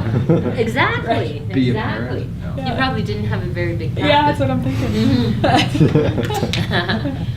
Faith. Okay, so we've talked about faith. I'm going to pull out this thing, because this is the hardy personality is a thing. I don't know if you. This was something that I just learned about 4 years ago. 3 things about the hardy personality. Does anybody, well, y'all have devices. I'm going to get you guys to read this. Would somebody look up 1 Corinthians 10, verse 31? Just get it ready to read out. Who's going to do that? Thanks, Ben. Okay, somebody else, could you look up 2 Corinthians 10, verse 5? Who would do that for me? Thanks, Michael. And Romans 5, 3 to 5. Who would do that? I need one more person. Thank you, Sam. Okay, hardy personality. This is another one of those examples where psychologists think they came up with something really good, but Jesus said it a long time ago. In this case, Paul, but under the inspiration of the Holy Spirit, I'm just going to say that. So, can you read for us 1 Corinthians 10:31? So whether you eat or drink, or whatever you do, do all to the glory of God. Whatever you do, do it all to the glory of God. The first thing that psychologists or whoever have found that creates a hardy personality, which is a tough personality rather than a fragile personality, lives with a sense of commitment, a sense of purpose, a sense of value. Whatever you do, whether you're teaching a class on dealing with suicidal thinking, do all of it for that one purpose. There's a sense of purpose. That sense of purpose, that sense of commitment, which is so integrated into our faith, is one of the 3 things that is known to be resilience building. Second one, would somebody, who is it that's reading 2 Corinthians 10:5? Who would think? We are destroying speculations and every lofty thing raised up against the knowledge of God, and we are taking every thought captive to the obedience of Christ. I want to grab onto that second verse. We are taking every thought captive to obedience of God. A sense of control. So many people that I work with, feel like they are captive to their feelings. And underneath their feelings are sitting thoughts that are working against them. And part of my work is helping them to see, number one, how their thoughts are influencing them, depending on the therapy I'm choosing to do. And number two, helping them to see that they can choose. You have a choice. Your feelings might be tripping you, but you do have choices. So I take every thought captive. And I know that's hard. I've been in that kind of a place. I know that's hard, but it is something that we can work on together. And when I'm feeling worthless, I speak truth. I am who you say I am. And the gritty truth of Scripture can come in there, and I can make choices. That is the second trademark of a resilient, hardy personality that is less prone to stress. Is that making sense? Anybody want to throw out some kind of challenge or thought that you need to hear spoken to? If I can just say what I hear a lot from clients when it comes to this would be speaking untruths, like saying stuff like, Yes. oh, I'm a loser, or this is never going to get better, I suck at this, there's nobody around me, nobody cares, right? When you look at Scripture, is any of what I just said truth? Right? So it's helping throughout therapy. That's part of therapy, is helping them see that that's not who he says you are. Yep. Right? And learning how to word that differently. So I'll even do stuff like cognitive behavioral stuff by saying, nobody's with me, or nobody's near me, or I don't have anybody. It's right now I'm feeling alone. Mm-hmm. Okay, that's okay. It's okay right now, that's what you're feeling, right? But then that's right now. So then what do we need to do to safeguard, right, from continually feeling this way, right? But it's speaking truth, and I catch people all the time with that. I'm a loser, I'm this, I'm never gonna get another job, life's never gonna get better, right? That's not truth, and we need to speak truth. And I think speaking truth plus awareness. Mm-hmm. Oh, yes. Just even being aware. I sat with somebody one time, and this was a most remarkable experience. They came to see me, sat down on the couch, and they started talking. We were about half an hour in. And I had, because she said it so often, I actually ended up counting how many times she said can't. Mm-hmm. I can't this, or I can't that. And so she talked for a while, and then there was a pause. And so I said to her, do you know how many times you've told me you can't do or be whatever something? 7 times. Really? She wasn't even aware she'd said it one time. I can't. And so that is a part of it too. We're not even aware. I actually have a sheet that I use with people that is called a choice model to help people realize what they're thinking. Because we go to the feelings and we don't even realize there's thoughts there. And so if we can pull it back and recognize what the thoughts behind it are, then we can speak truth, or just confirm it. Just see that it's not true. And then we can move on to new feelings. That's why cognitive behavioral therapy is so powerful. God came up with that too. Just like, I take every thought captive and make it obedient to Christ. And then our psychotherapy world made it into a science, and that's great. We can use it. Okay, so that's the second trademark of a resilient, hardy personality that does well in the face of stress. The third one is challenge. That says, this is worth it. Somebody read me Romans 5:3-5. We can rejoice too when we run into problems and trials, for we know that they help us develop endurance. And endurance develops strength of character, and character strengthens our confident hope of salvation. And this hope will not lead to disappointment, for we know how dearly God loves us, because he gave us the Holy Spirit to fill our hearts with love. I love that phrase, this hope will not disappoint us. That's hardiness right there. So we rejoice. I think that does not look like a happy party. I think it looks somewhat different, but we know that there is purpose in this. We know this is worth it. I got that out of a secular book. The 3 trademarks of a hardy personality is committed, has a sense of value and purpose. We have that. It has a sense of control. I can choose faith. I can understand what I'm thinking, and I can take those thoughts captive.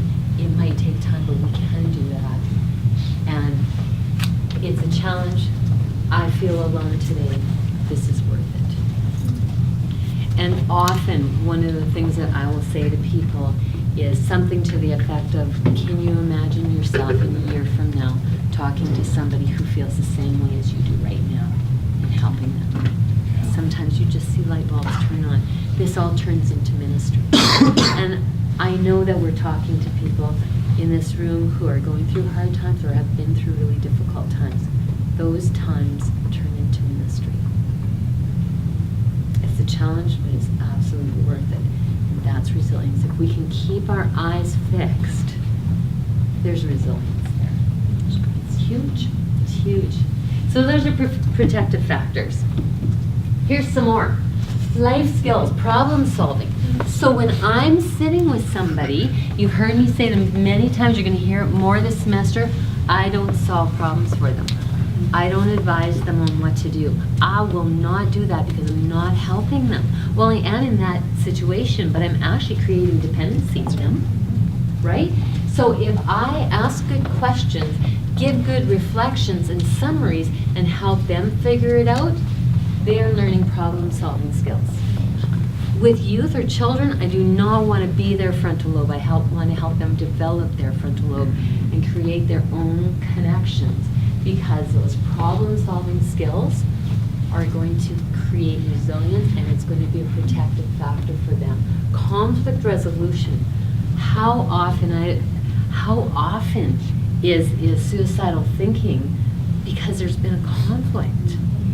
So if we can build in conflict resolution skills, we are safeguarding them. It's a protective thing. Nonviolent resolution. Recognizing when something's rising up in me that I need to back off. Doug and I were going home from work the other day, and I had just had a full draining day, and he was talking about something, and I had to just stop and say, I need to stop right now because I feel like I'm going to get mad. And I didn't have a good reason to get mad. It was just realizing that I am done, and I just need to back off and regroup a little bit. So teaching them to be aware of those kind of things. We all have that in us, right? And so those are protective factors as well. Restriction from lethal means, of course, from suicide, we talked about that. Beliefs that discourage suicide and encourage hope. And probably if I was to do a balancing act on that sentence, I would lean towards encouraging hope rather than discouraging suicide. But here's the reason why you have hope. Here's the reason why this is worth it. And remember a friend of mine, they just lost their house.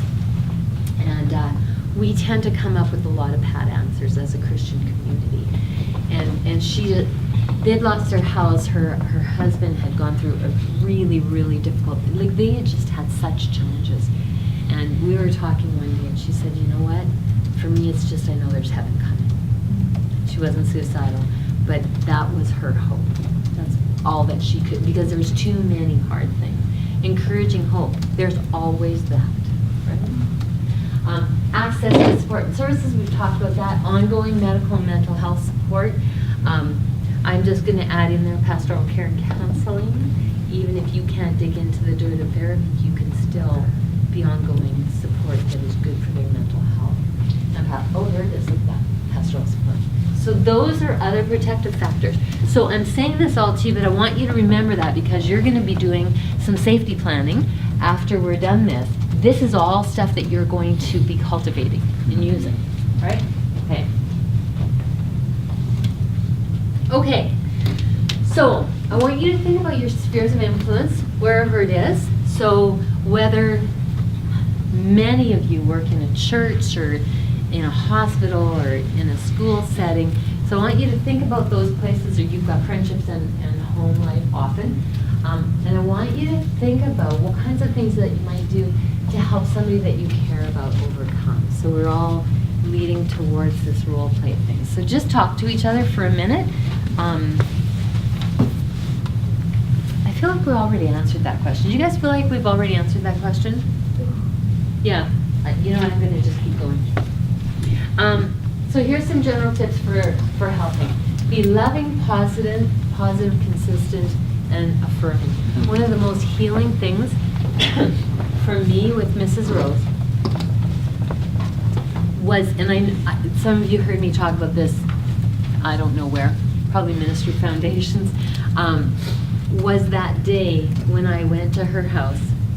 I went to her house every week. It was absolutely a highlight of my week. I went to her house. I arrived at the door, and here's a note to me saying, I can't meet with you today. I'm not feeling well. Oh, I was so hurt. Like, that was just absolute rejection. I went home. I was mad at her. I was hurt. I was crying. I was a mess. I was still very unhealthy. But the next week came, and it was Wednesday, and it was 1, and I still went back to her house, and I came in, and she was as loving as ever. And we sat down, and she said, thank you for being so understanding, which I hadn't been, but thank you for being so understanding. I was so sick last week, and she told me about it. That consistency was so healing for me. Affirming, really healing, really helping. Somebody is suicidal, they're hurting. Communicate they're important to you and others. We've already talked about that. Encourage social interaction and involvement where they're strong. So you're going to be thinking about this stuff while you're doing safety planning. And be aware of their attendance and activities where you're able to do that. So this is generally being helpful. So if you start to notice that they're only showing up in church once a month or less, and they used to come every week, that awareness is a helpful thing. Okay, I need to get through this because I can feel you guys fading. I'm almost done. Connect them with other caring people, talked about that. Encouraging involvement in support groups, talked about that. Checking in with them to see how they're doing with suicidal thoughts, that's that straightforward piece. So how's that going for you? People seem to appreciate it when you remember what they were going through and check back in. I work hard at that because I'm not good at that. Encourage appropriate treatment, so what is going to be good for them, and destigmatize mental health. If there's something going on, sometimes when there is depression or anxiety on board and they need somebody to help them with that, as long as there's stigmatism, is that the right word? As long as there's stigma around mental health, they're not going to get the help that they need. So if we can destigmatize it, is that a word? Destigmatize? Well, it's a word now because I made it up. It's not. Okay, so I'm just going to throw this back out here. I think Wendy's got a cool role play coming up, so I'm just going to throw this out again. This that I talked to you about when we were talking about assessment, that's what you can keep in the back of your mind, plus all those other things. What are their thoughts, plans, intention, means, past attempts, and hopelessness as you are doing your safety planning with a person. I think that's all. Oh, seriously, I've got more. Okay, talk about the reasons for living. So draw on the protective factors that you found. Make a list of their resources. You can actually help them to write stuff down. Enlist people in their life. That's what I did with Wendy, who was pretending to be suicidal. Enlist their husband. Call their grandma. Get their roommate involved. Enlist people. Give them crisis contact numbers. We're going to come to that. And consider your professional resources. Okay, counteract risk factors. So okay, I'm getting repetitive now. Reinforcing connections. Make sure their environment is safe. Remove their means. Make sure they have a way to calm themselves. This is repetitive here. Okay, and I know this is the last slide. If you believe that danger is imminent, or if you are not convinced, your judgment counts. If you're not convinced that they're safe, call 911 or take them to the closest emergency exit. I'm going to stop now. Okay, good. Okay, so we're going to do this. We're going to do two different sort of role plays here. So you can guess what I'm doing here right now. First, before we do this one, I want you guys to get back into your triads for the last time. And what we're going to do is I want you to start your role play with talking about the fact that you're suicidal and what your plan is, and then doing just safety planning. Okay, so what do you do with that information when somebody says, I have 8 bottles of pills at home and I'm thinking I might take them at 2 or 3 in the morning? Okay, so we'll do that for about 10 or 15 minutes, and then we're gonna do one last role play up at the front here. Okay, back into your same groups. That wasn't wireless. Okay. Oh, good. Okay, excellent. I had the hardest time. Okay. Every worst fear I had was just right there. My mind went blank. Okay. It was the hardest thing I've ever done. Okay, Yeah. who were you helping? Who was your Caleb. person? Caleb. Okay, Caleb. It was like the vibe of I hate you, I hate Jesus, I hate everything. I'm like, Good talk. Yeah, know, me like- too. Was that Caleb that did that to you? Oh yeah. But you know what? You learn best under those like, you know, when it's a hard example, like that's when you can learn better. So what did you learn? Very nice. Yeah, I'm That's like, I hate hard. this. Okay, how did it feel for you? Would you agree that he was kind of like, what do I do? Or Yeah, and I mean, I knew I was being hard. okay, okay. I should have warned them not to be overly hard. Okay, so you can tell. So did anything work, or was it? I mean, we kind of just talked, and then we talked about like what she likes. Without just trying to get something. Yeah, Just okay. to get the conversation going. You're trying to engage her, yeah. And then we started talking about like superheroes. Okay. And we talked about Batman, and how like he's like a dark person, you know, just like doesn't like a lot of things. And then she said that he has a terrible relationship with his parents. In fact, they're dead. So, you know, stuff like that. Oh, just don't know normal And stuff. then Yeah. we talked about like how her dad has like a gun, and then I was gonna get into that, and then yeah, we kind of just stopped. Okay. Because it was like we were trying to figure out, is it homicidal like intent with her dad, or is it like suicide with Yeah. getting? She was like, I want to get back at him. So it was like a lot. We were right there when we ended. Okay. 'Cause it was just wow. Okay. Caleb, you need to lay off the Netflix. Wow, she was a tough one, hey? Yeah. So as Another the episode of observer, how Yeah. did you, I'm assuming you were the observer then? Yeah. What was your thought on what was going on? Well, it was interesting. Okay. Because It's interesting. Like, are we gonna go into crisis prevention here? But like, are we going into crisis prevention of like, are you thinking about killing your dad? Or are you thinking about killing yourself to get back at him? But then that was where we left off, and then it was She gave him no quarter. Like every question was yes, no, yes, no. Yeah. And then he would try to change, and she would just shut down the conversation. Okay. And then, do you go to a church? No, I hate Jesus. I said, "Ah, good. This is good. This is going well." So, brother was like, okay. You know what I'm hearing though, even though you were kind of struggling your way through it, it sounds like had we have had more time, right. Oh you might yeah. have No, been he was doing a good starting job. to get I thought he tried to was go doing in a like good a job. circle. Yeah. Just to get something. Okay. Circle ended pretty fast. Okay. So yeah.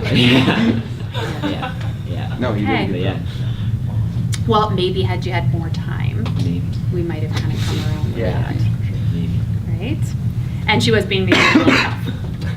I was playing a kid who was really sad, really mad at her parents. Yeah. So she wanted to kill herself to get back at him. Okay. And if we'd gone just a little bit more, we were just getting to the, well, are you really wanting to kill yourself, or you're just mad at your dad? And then like work through those feelings. Like it was right there. So he was doing a good job. Yeah. It was tough for him, but he was doing well. Yeah. I'm glad you said that. Well, and sometimes it can feel tough for us because we're not quite getting where we want to be, even though it actually could be going somewhere, we're just not recognizing because it's not going the way we would ideally like it to go in our heads, right? Which is why we need to step back and remember that in this scenario, it's not about us, it's about the other person, and maybe it's going better than we think it is. So what I'm hearing is it was going better than you thought it was, Yeah. I right? teed out a lot. You did? Just I was like, I don't know what we're doing. Okay. What did you need to hear from him? Was there something that you kind of felt like, oh, if he goes here, that this is where I can engage? Did you have that kind of? I wanted to make the point, I just wanted someone to know that I was mad at my parents. So you needed validation? At the beginning, you had mentioned something too about being mad at your parents. So it was like, yeah, there was already that idea or that emotion being. When we were talking about Batman, he said, do you, Yeah, how do yeah, you that's what it sympathize with Batman? And I said, well, Batman's parents were dead, and I wish my parents were dead. Yeah. Well, that was why the homicide. Yeah, that's why like I wanted to draw something out of it, and then when she mentioned that, I was like, oh, perfect, something to hold on to. Okay. So did you get to why you're mad at your parents? No. Okay. Well, a little bit. A Like little bit. they were taking your phone away and not letting you go out. Yeah. You wanted to go party. They said no. So something even like, tell me about your home life. Yeah, that's where we were going to. That's where you were going. Okay, good. Okay. It sounds like you did well. Yeah, I think you did. It sounds Oh, like it was hard. awful for me. Yeah, I bet. Yeah. Probably a great experience for Kayla. Oh yeah, it's like She had fun, so at your expense, I'm but like hey. shaking, stressing. Oh my gosh. Okay, anybody else have a different experience, or, yeah? I feel like it was the same for our group, but not in the sense that I made it hard for my counselor, because it was just, I played the other role of the adult that lost a husband and the daughter moved away. So I just talked about loneliness, and then she's like going into the suicide plan and doing the scale from 1, and I was like, I'm at a 10. Like, my husband's gone, like my daughter's gone, I'm just completely alone, I just want to end it. And she was like, how do you want to do this? And so I went the dramatic route and was like, well, we buried him near a lake, so I'm thinking I could go to that lake and drown myself there where he was buried, right? And she's just like, what do I do? What do I say? She's like, time out. And so she got it was Amanda, and then Alicia was our observer. So, yeah. So if you were at that point where you were ready to do this, what made you go to therapy or go to counseling or to talk to somebody? I think what I was trying to do was just a cry out for like, I need relationship, because I talked to her about how when I was married, I was a mother to, like, I was a wife to my husband and I was a mother to my child, but now that they're both gone, what am I?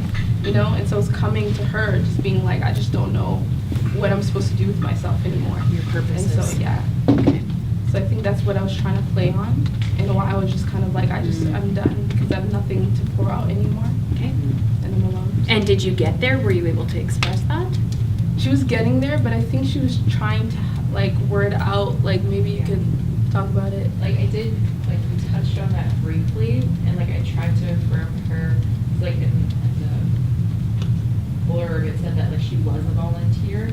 However, she sent that text message that she didn't want to volunteer anymore. And so like I tried to like affirm that in her, but like I was in that moment I was more concerned with the fact that she was like, no, like I'm a 10 and like ready to go out back to the lake and like, drown myself, and like, and that's when we called it. But I was like, in that moment I was like just trying to wrestle through like how do we get through this. Okay. Anything to add to that? No? Okay. All right, so we'll come back to how we do this after we do our last role play, because we're going to walk through it a little bit. Yep. Something that we talked a little bit in ours is that like we called the mom and like talked about getting rid of like the means that she had talked about, but then like it's so easy to find other means. So like how do you like prevent that? Because you can take away like those things, and like she wasn't saying I'm going to go find other means, but like if you hit a really low point, like what's stopping you? Like, so yeah, your means were like pills, razor, and driving. Well, if your mom's driving, you would take away the razor and take away the pills, and like you can still go into the kitchen to find anything pointy. Yeah. Sorry, go ahead. Yep. It's unusual to find somebody that has 3 methods. Usually there's one. Yeah. Usually we have our favorites. Wendy's in the role play was, I just want to sleep forever. So that would be that one. So someone that would want to go to sleep forever is unlikely to cut themselves or drive into another vehicle, right? That's been my experience. Is generally there's one thing for us. I've never had anybody shotgun on me, like in terms of having more than one thing. I think because we're doing made up things, sometimes I think we get a little complicated. I think it's sometimes simpler to work with real situations. I've never heard people talk, unless they were just saying, well, if I ever did, I suppose I could try that, or maybe I could try this. But if someone who is, if it was real and they're feeling suicidal, I've only ever heard one thing. Because the person I was like was someone that cuts, and so they had thought about cutting deeper. Yeah. But then also when they drive, they would just go through stop signs.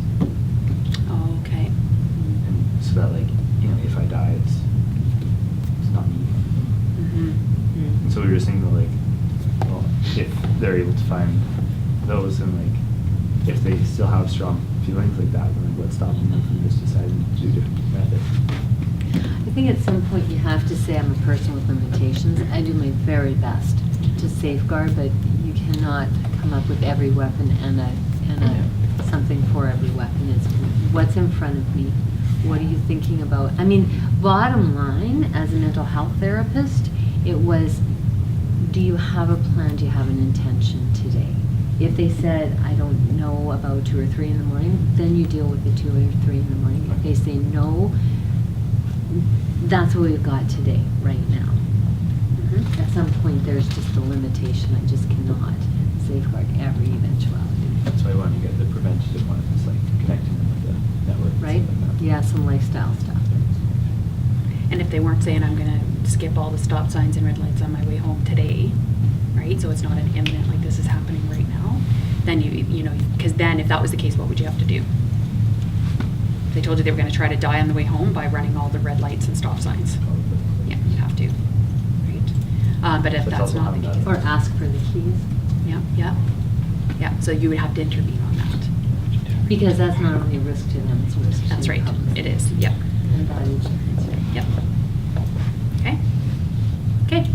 Anything else? Yes? Okay, for me, I felt like last time, I felt like we were stuck in the exact same place.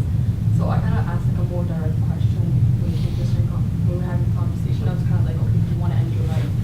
And kind of asking the person, asking who, how that was her life. And she basically said, well, she wants to die every day. And it was like, in that moment, I just didn't know what to say next. So it's like, what do you like, I guess you kind of have like the coping skills that you can use over to, but it's like when they're expressing to you, like, they're actually wanting to do this, like, and it's like it's serious, right? So like, how do you, I think I just freeze in that moment, I just don't know what to say next, so how do you like jump into the You know, what I would probably say is tell me more about that. Right? Because maybe it just means, oh, you know, each day is just hard. Right? We don't know what do they really need. So you said, are you thinking about taking your life? I think that's what you just said. She said, I want to die every day. Okay, tell me more. Every day I think about taking pills at night or, you know, like, and see what she means by that. And then you'll know where to go based on her narrative. I think in a way we put you guys under pressure. As I'm listening Mhm. to all of it, I think it put you under pressure to have to get to the safety plan because we gave you an agenda. When you are really dealing with somebody, you don't have our agenda planted on you. I mean, we want you to practice safety planning. When you don't have your own agenda, you can lean on listening, reflection, summary, and that kind of thing, right? So I think that's maybe that's you're one right, of the yeah. difficult, as I'm listening through all these, like right from Riley to Rose and Amanda to what you're saying now, Solange, I'm hearing that agenda. If you didn't have that agenda, then you're just simply listening well, reflecting back, and taking your time to kind of work it through with them. I mean, if they really are serious, you do have to do safety planning. But you can, it's a little easier to be patient and when it's a real situation where I am going to take a half an hour now just with this person. At the end of the thing, I do have it in my heart that I want to make sure they're safe. But you don't, I think we don't have the same pressure. Unless they tell me 10 minutes before the end of session. That's happened. Yeah. That's pressure. Yeah. Here's what I think we'll do to make this kind of run a little more smoothly and so we can actually really hear what's going on. This is the last role play. This is the last one of the day, okay? So we need 2 very, very brave volunteers. So of course we're gonna need a helper and then we're gonna need the person who's struggling. And what we want the rest of you, so this is a team thing, we need the rest of you to take notes. I want you to write out the protective factors that you see. I want you to write out the risk factors. If there's any family influences that you notice, I want you to note the safety planning. What am I missing? Is that it? Take note. I want you to look for empathy, right? And when we're finished, And this good is what, listening skills. and good listening skills. Yep. So we're gonna start calling this out. I saw this. I saw this. I noticed when this happened. And we're gonna try to walk through it, sort of from start to finish. The counselor can do timeouts, right? So other people can step in and help. If we need to do a shift and switch out the therapist, we can do that too, or the counselor, we can do that too. But we wanna walk through the whole scenario so we can pause it at any time and talk about where we're at. Now, the other thing is the person who is going to be struggling and needing help, we don't wanna make this really, really difficult, right? Because we wanna just see how kind of a natural flow will happen through a conversation, right? Fair to say? Okay, so you don't have to make it super easy either, but we just don't want it so complicated that we can't kind of walk through these steps. Okay? We're still doing this one? No, or make one up. Right? Just kind of make something up. And if you can't, then I can help you kind of make something up. But do we have any volunteers who, for some, okay. Look at that. What role do you want to play since you volunteered first? I can cancel. Oh, well Just done. me, Good, just good. Okay, go Tef. Okay, excellent. And Ben, look Number at you two guys. I'm humans. gonna go sit over here. We should reenact our. Actually, I'm gonna sit. Do you mind if I sit right here? No. No? Okay. I got a front row seat here. Okay, so remember, I want everyone taking notes of those certain areas that we just talked about, okay? Can you say that one more time, Wendy, the areas? The protective factors, okay? The risk factors. I want you to look, try to catch if there's any family history of something that's significant. Background. As, what's that? Background, yeah. As well as look for empathy, look for listening skills, safety planning, yeah. Okay, so as soon as you see it, kind of just take little notes so that we can discuss that after. And we'll stop it if there's any place you want to stop and process. Okay, and you can time out if you need to. Yeah. Okay. Hey Ben, how are you doing? Okay. Nice and loud so everyone can hear at the back too. I'm okay. Do you want to elaborate on that a little bit? Like, I've been doing great. I've been worse, but I've been feeling like really down. Just like kind of not really like wanting to like, do things that I usually like to do, and like just feeling really disconnected. And Ben, can I interrupt? Can you just volume it up just a little bit? That fan's almost as loud as your voice. okay. Just feeling kind of like disconnected and like not really wanting to try to like reconnect in. And How long have you been feeling this way? well, we moved a little while ago, and it's like a new school, and Yeah. and like been being bullied a little bit and things like that, and so just feeling like I don't have any friends and like family and stuff that I used to live close to, like we're not close anymore. I'm so sorry that this is some things that have happened to you. Seems like a lot of change and a lot of transition.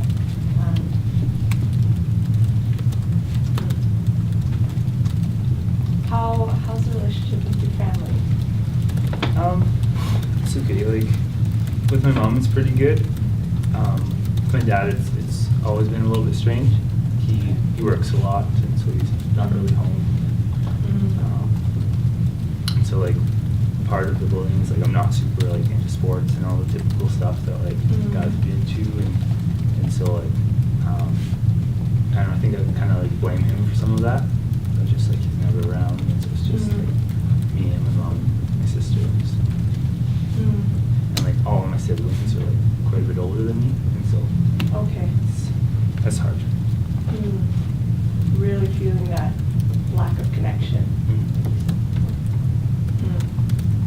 Have there been other areas that you're able to plug into, maybe find this connections? Because I know you talked about having to start a new school, moving, having to make those new friends. Are there any areas where you found those connections?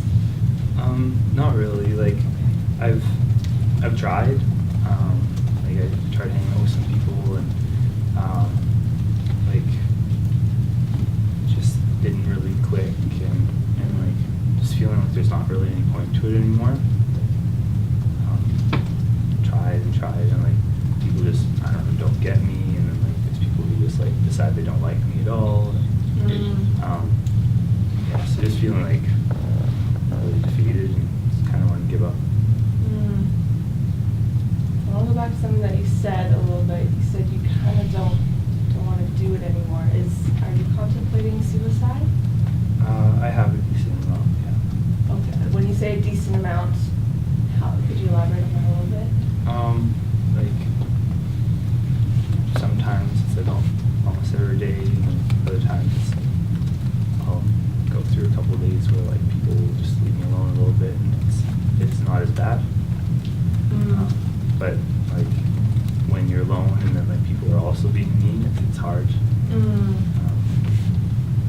just really makes it worse. Not only would people be like better if I wasn't there, but like I wouldn't be targeted anymore. Feeling very targeted by people.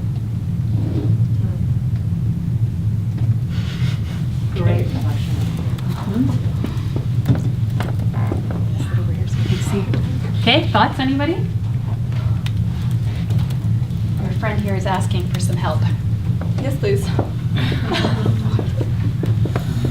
don't know if this is like kind of like a too direct of the question or not at this time, but even just going straight into, so have you thought about a plan? Because obviously you've been thinking about suicide quite a lot. Do you have a plan in place? Have you thought about a plan, kind of a thing? Just to see if it's like, if it's just thinking over and over again, or if there's actually like a time, place, date, way, that kind of thing. Also, you referred Ben saying that you wanted to give up. You kind of said, let's go back to that place. Good job, by the way.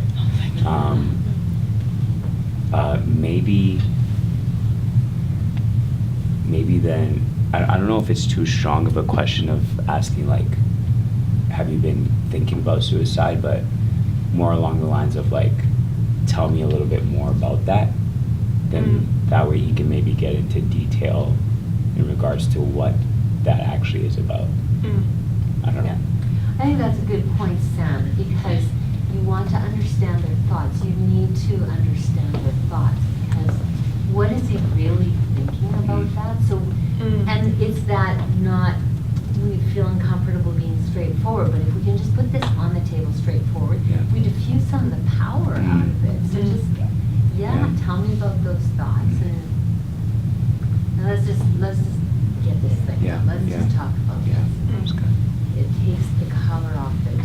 Definitely. Some power out of it. Another thing that I think that does, and what Kaylee was saying as well, is it slows it down a little bit. I felt like we jumped pretty quickly to safety planning. Yes. So I'd be wanting to slow that down a little bit. Yeah. And you can back up now. Okay, cool. That's nice. Yeah. And I guess just some of the factors that you even reflected back from Ben in terms of his feeling suicidal because of loneliness plus mean people. And so perhaps consider those factors in asking more about his school life or what his loneliness looks like and feels like. Okay. I noticed you looked for one of the, just to give a little cheat here, a protective factor when you were asking if you made any connections or any friends, right? That was really good. Another thing I might ask there is, what do you do with your time at school? Okay. Is he connecting even with a teacher? Or maybe he does, because sometimes I'll hear, so they might just, thinking there's nobody, but there is. Right. Because you remember, you don't have to rush too quick, because you've only been sitting for 5 minutes. That's true. Likely you have, probably at least a half an hour to an hour, depending on what your setting is, right? Yeah. Okay. And Wendy, I'm thinking to myself, sometimes they really are sitting alone at lunchtime, and if that's the case, there's some place for coping skills. What do you do when you are truly alone at lunchtime? How do you manage that time so you don't feel like the sore thumb sitting in the middle of a sea of things? You know what I mean? That was a really bad analogy, because you're picking up your leg. Gotcha. That's so weird. I'm just visualizing that. That's a weird visual. And finding out, just to add to that too, and finding out what's that like for you if he's being alone, right? Like sometimes my daughter comes home, it's like, oh, thank goodness I got to be by myself today and read my book at lunch, right? So finding out, is this a big issue here? It sounds like it is, but you can ask more of those questions to find out how big the issues are for him. Okay. Just because for you that might be awful, for someone else, maybe it's awful half the time and the other half is fantastic, right? Yeah. Who knows? Okay. Right? Okay. Do you feel like you have a direction to go? Yeah. Some water. Yeah, me too. 20-second timeout. Oh, wow.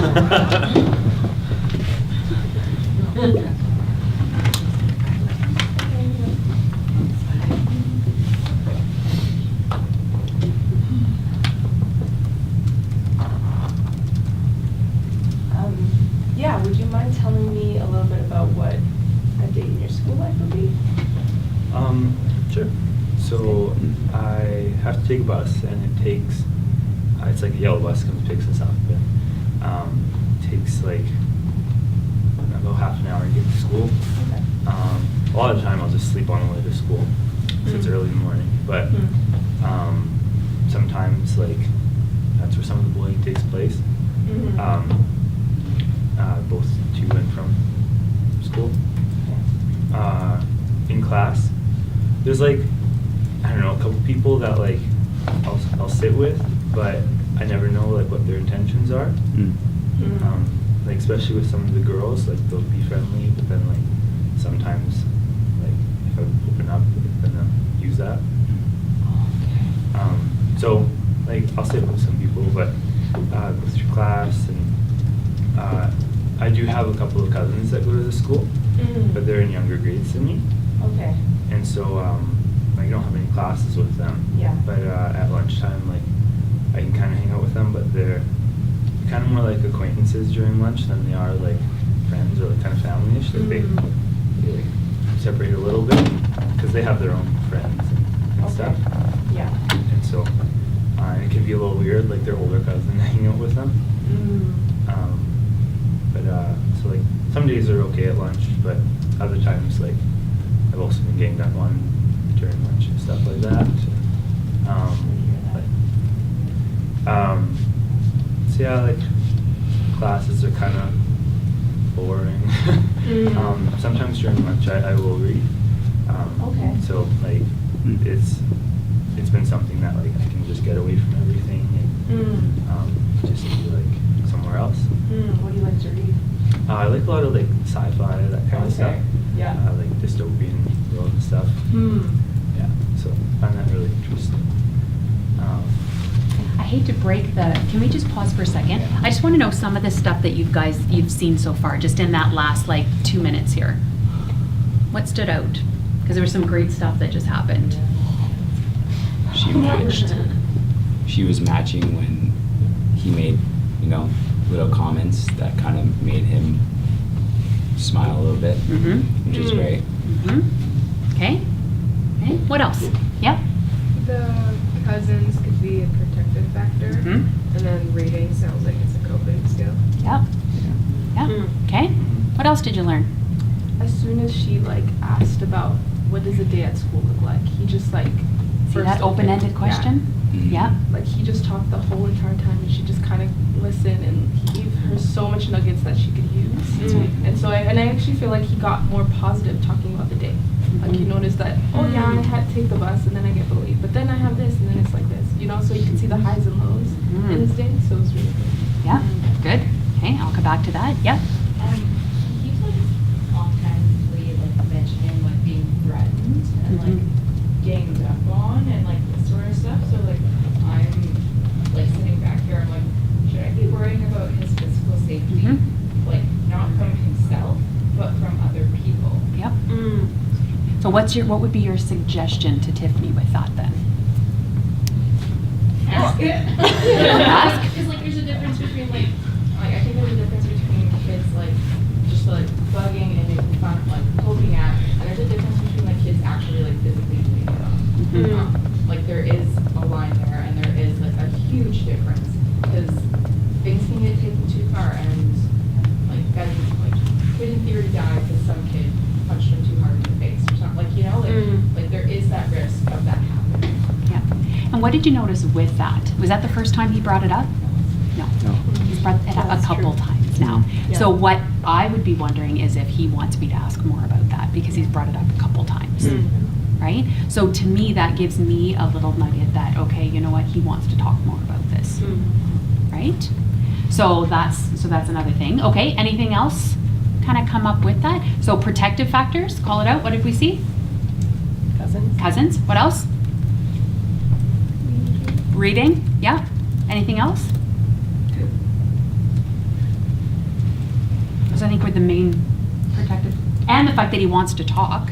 Right? He's open. She's not really dragging anything out of him. What about risk? Can I throw one more thing? Yes. Wasn't there a reasonably good relationship with him? Yeah. Oh, that's right. Yes. And a good relationship with mom. Okay. And what did you see for risk?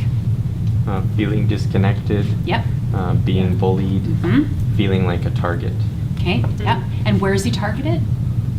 School. And the bus. See all the information we just got there?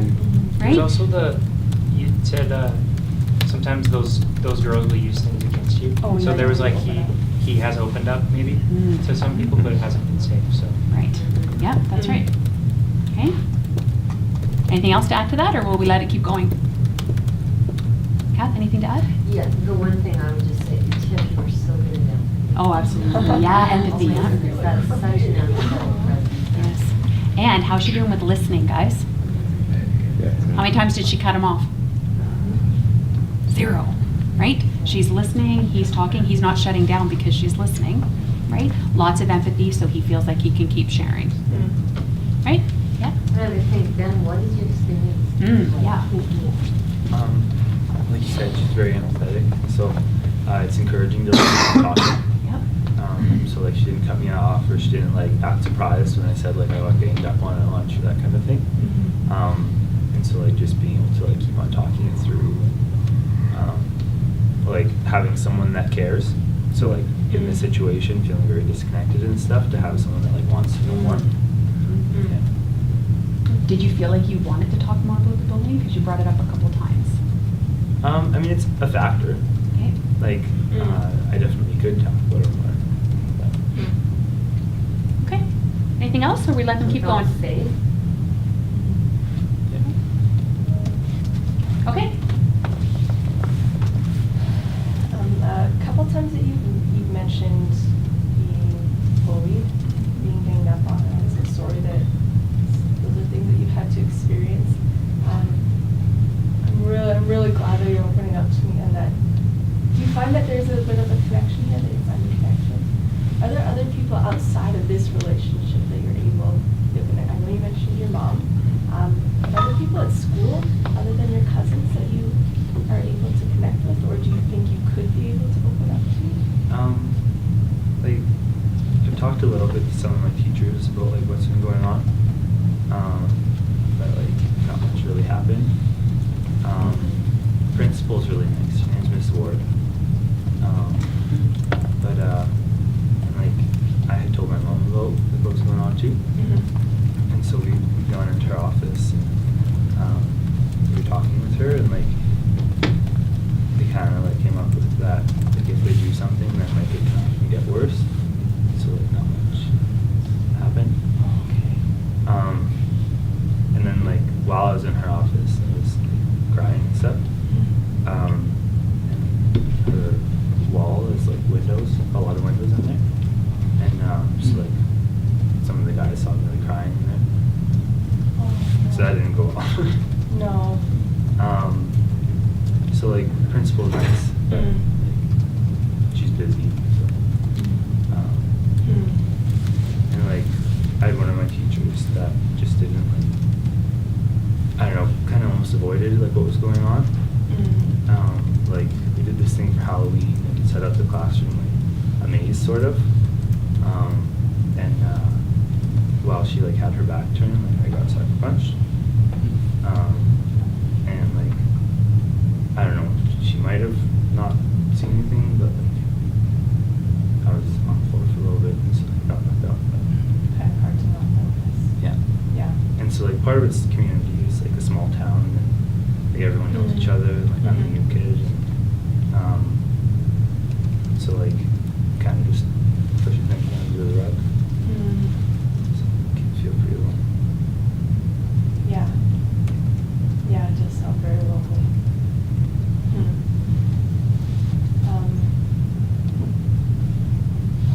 That's okay, let's do a pause. What do you guys notice now? Anything else that's come up? You're good. What else did you notice in that little snippet? I guess she tries to help find more connections in his life, like personally, so that kind of opened the door up to his principal and yeah. Okay, so he's reached out to his principal. Who else did he say he reached out to?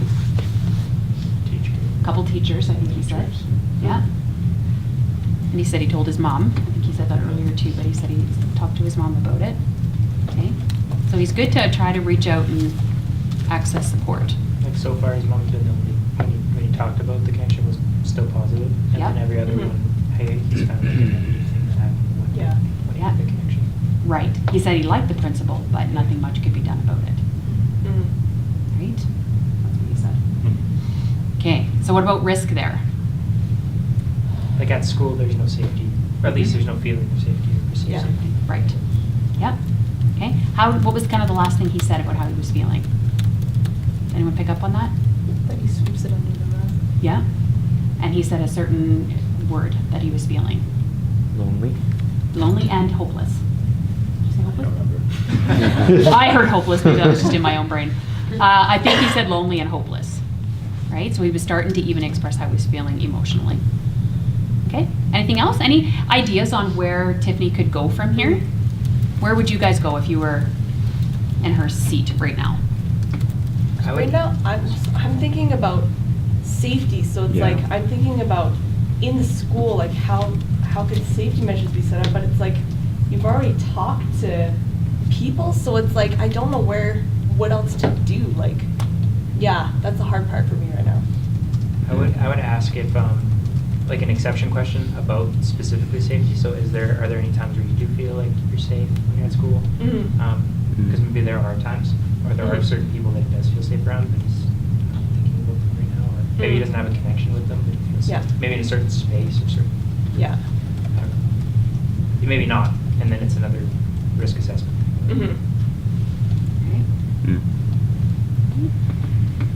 I think I would also, because he talks about how he feels really disconnected with other children and even some of the teachers.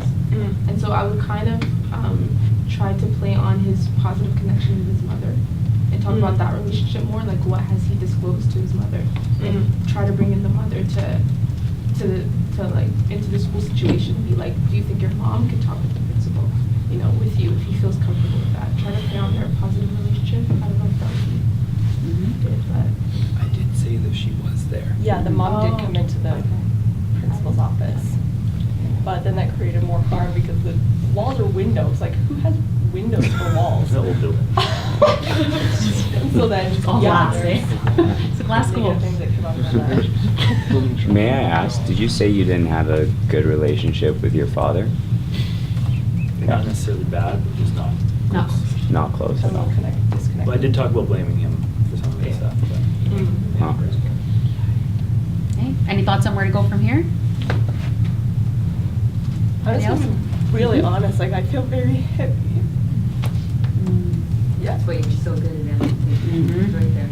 Yep. Yeah. So I can feel it. So just. And you know I'm losing some. Yeah. So I just. Hmm. That's why I have a hard time. I just feel it so much. So I just like want to feel it with you, but then I don't know where to go from there. Yeah. I have two thoughts. One is, when I feel it too, Tiff. When I hear about the Sucker Punch and I spend some time on, well, I went beyond feeling that to anger. Yeah.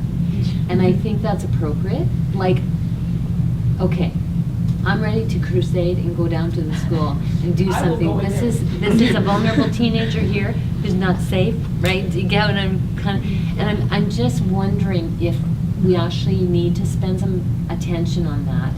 And is there a safe zone where, when somebody is behind the teacher's back to it, so you can get out and be safe? I don't know, like, I might be asking some really practical questions right there. Yeah. Because anger, I think, would be a pretty natural response. It's certainly a natural response for me. And I don't think it's a bad thing for that to be there. What is that telling me? Paying attention to my own feelings? What's that telling me? Yeah. At the time that you stopped, I'm sitting here, in my mind I'm saying, do a reflection, Tiff, do a reflection, right? Because I knew you were going to stop right there, right? Because I could tell you weren't sure where to go. Yeah. And when you're not sure, do a reflection. It will help you and him. And you do a reflection, he's probably going to go again. Yeah. Yeah. And the only other thought I had, if a scenario like this should occur, which I would hope in this day and age now that there's so much talk about anti-bullying and stuff, it would never get to a point where a principal would say, well, there's not much we can do about it, right? So, but in this scenario, we are looking at a safety issue, right? Because how you're being treated at school. Yeah. So part of the safety planning in this is finding out, was there, so when they said there wasn't much they could do, okay, but was the safety plan put in place? Is there somewhere you're supposed to go or whatever? And then if not, then the whole thing would be was how do we create this? What do we do? I'd be bringing in mom, you Yep. know, like we'd be talking to the school or getting mom to talk to school. Like there's no way we just would leave this. Schools Right? have team meetings, Yeah. right? Yep. And so you can actually, as a professional, when it's appropriate, that might be a possibility. Yeah. So just a thought as to kind of like move through this now so that we can, I know it sounds bad, but end it, I guess. Not his life, but the little scenario here. If we could quickly turn it in a way that it works so that maybe, you know, maybe it was just the one time and mom doesn't know the depth of it or whatever. And then we're going to get mom into the school and then we just need to get into the how you're feeling then, right? To find out if you're truly suicidal. Is that okay? I didn't want to direct it, but just keeping track of time, I think I just want to direct it that way just a little bit. Any other thoughts or questions? Nope? Okay. So we're gonna go with the mom hasn't yet gone to the Yeah, school. so, or even and- if, yeah, tell me more. Tell me more Okay. about what happened when mom went to the school. Okay, yeah. And would you mind telling me what happened a little bit more when your mom went to the school with you? And kind of what that conversation with the principal went like? Sure. I had told her about everything and like how it wasn't really changing and like she had seen me crying quite a bit at home. And so she decided to go into the school. And we went to the principal's office and talked a little bit about the situation. And like we talked about like there was, if we could try some things, but they were just worried that like because it was so many of them that like if they got in trouble that it would just get worse, that they'd call me like a snitch and different things like that. Right. So they didn't want to escalate anymore, so she was feeling, the principal was feeling a little helpless too, and mom was like, sad. Yeah. Yeah. So like we've talked a little bit about like homeschooling and stuff, but we live out in the country, and so Right. more like they don't have any friends. So there weren't a lot of safety measures put in place at the school, so now you're starting to look at some other options in order to get that education. Okay. But there is like, we talked about like safe people, and there's like there's like teacher assistant, Miss B. And like because I like read a lot, like we do like these like assessment things for like where we're at, and so like it's just her and like the students and stuff. And so like I found out that I'm apparently high up on the reading thing. Okay. So that was cool, but That is very cool. because like I read big books. So. Wow, cool. But yeah, so that's nice. But So is she somebody that you could go to for some of those safety measures, do you think? I mean, it could, but like I said, like it happened on the bus, and She's not there. yeah, or like during lunch when like there's supervisors around, like the big field, and this park and all that stuff. And so it's pretty easy to like for it to happen while they're not looking. Right. Are there places that you could go in those situations that are safe places? So like with my cousin, so like they're a couple grades below me. Yeah. And so like they have this separate park. But so like I'll go on there sometimes at lunch. But then like I get bored of that because I'm just hanging out with the little kids. But Yeah.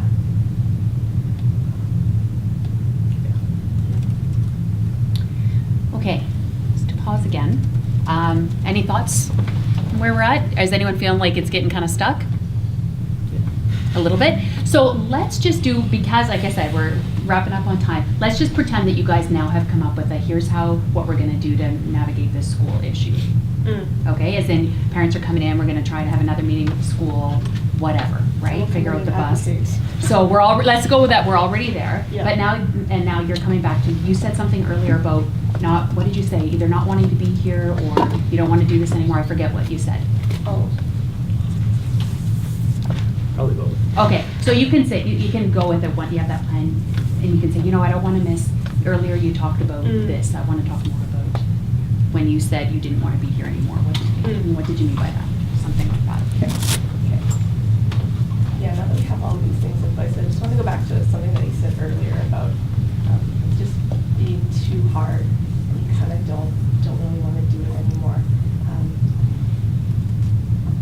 Could you elaborate a little bit more on that? So like, I used to live with my mom and I close. Yeah. And like she has a really good relationship with God. She's reading her Bible like all the time. She'll wake up in the middle of the night and she'll just like pray at the kitchen table and stuff like that. So like something that she's like encouraged me to do is to like, you know, seek God with it and stuff. But like I've been kind of angry because like my parents felt called out here and I'm just getting bullied and I feel alone. So it's been really hard like seeing her gods in all of this. And just been feeling so alone and like sometimes like I just feel like ending it. Like there was one night where I was just in the bathroom and I found like my sister had like one of those traditional razors. And I like contemplated like cutting my wrist. But then like I didn't want my mom or dad or my sister to find me. So that one didn't really work. But like we live just off of a lake and like sometimes I go swimming alone. And like sometimes that's good and it's nice to just go swimming. But like sometimes in the middle of the night I think of going down there alone. Are these things that you've thought through very recently? Like sometimes when like the bullying gets worse. Yeah. Okay. Now in this moment, I am concerned for your safety then, and I want to make sure that we together can put something in place because you did mention that you know your mom and your sister are heartbroken by doing that. So we want to be able to put something in place, some safety measures in place where you are safe and those things can't happen. Would it be all right if we contacted your mom and talked through some of this stuff with her and brought her into the situation so that she could maybe take the razors away or be more available in those times where you might want to go swimming by yourself? Is that okay if we do that? Okay. It's okay if we do that right now? Sure.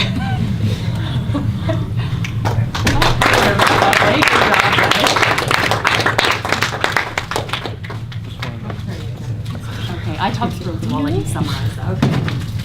Good job, Dan. So a really good job, Tiffany. And thank you, Ben, too.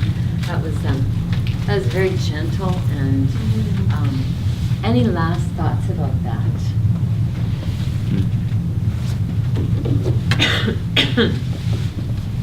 Okay.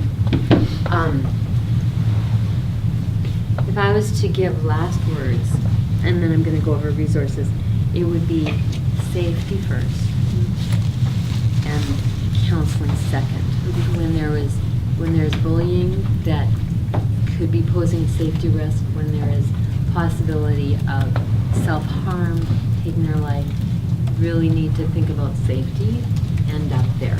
Our tendency is to think like counselors, but you have to add that piece. Do you feel like if somebody said something like, I don't want to be here anymore, or something like that, do you feel like you would know what to do?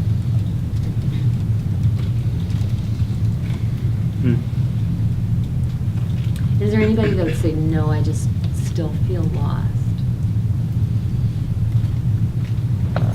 Is there anybody awake in the room? We can still do next Saturday, too. Yeah. Just kidding. Yeah. Now I'm going to get some yeses to those questions. Okay. if you feel like that's not there for you, talk to me about that, okay? Did you feel the floor shaking this minute? Like, that's really weird. I'm shaking it.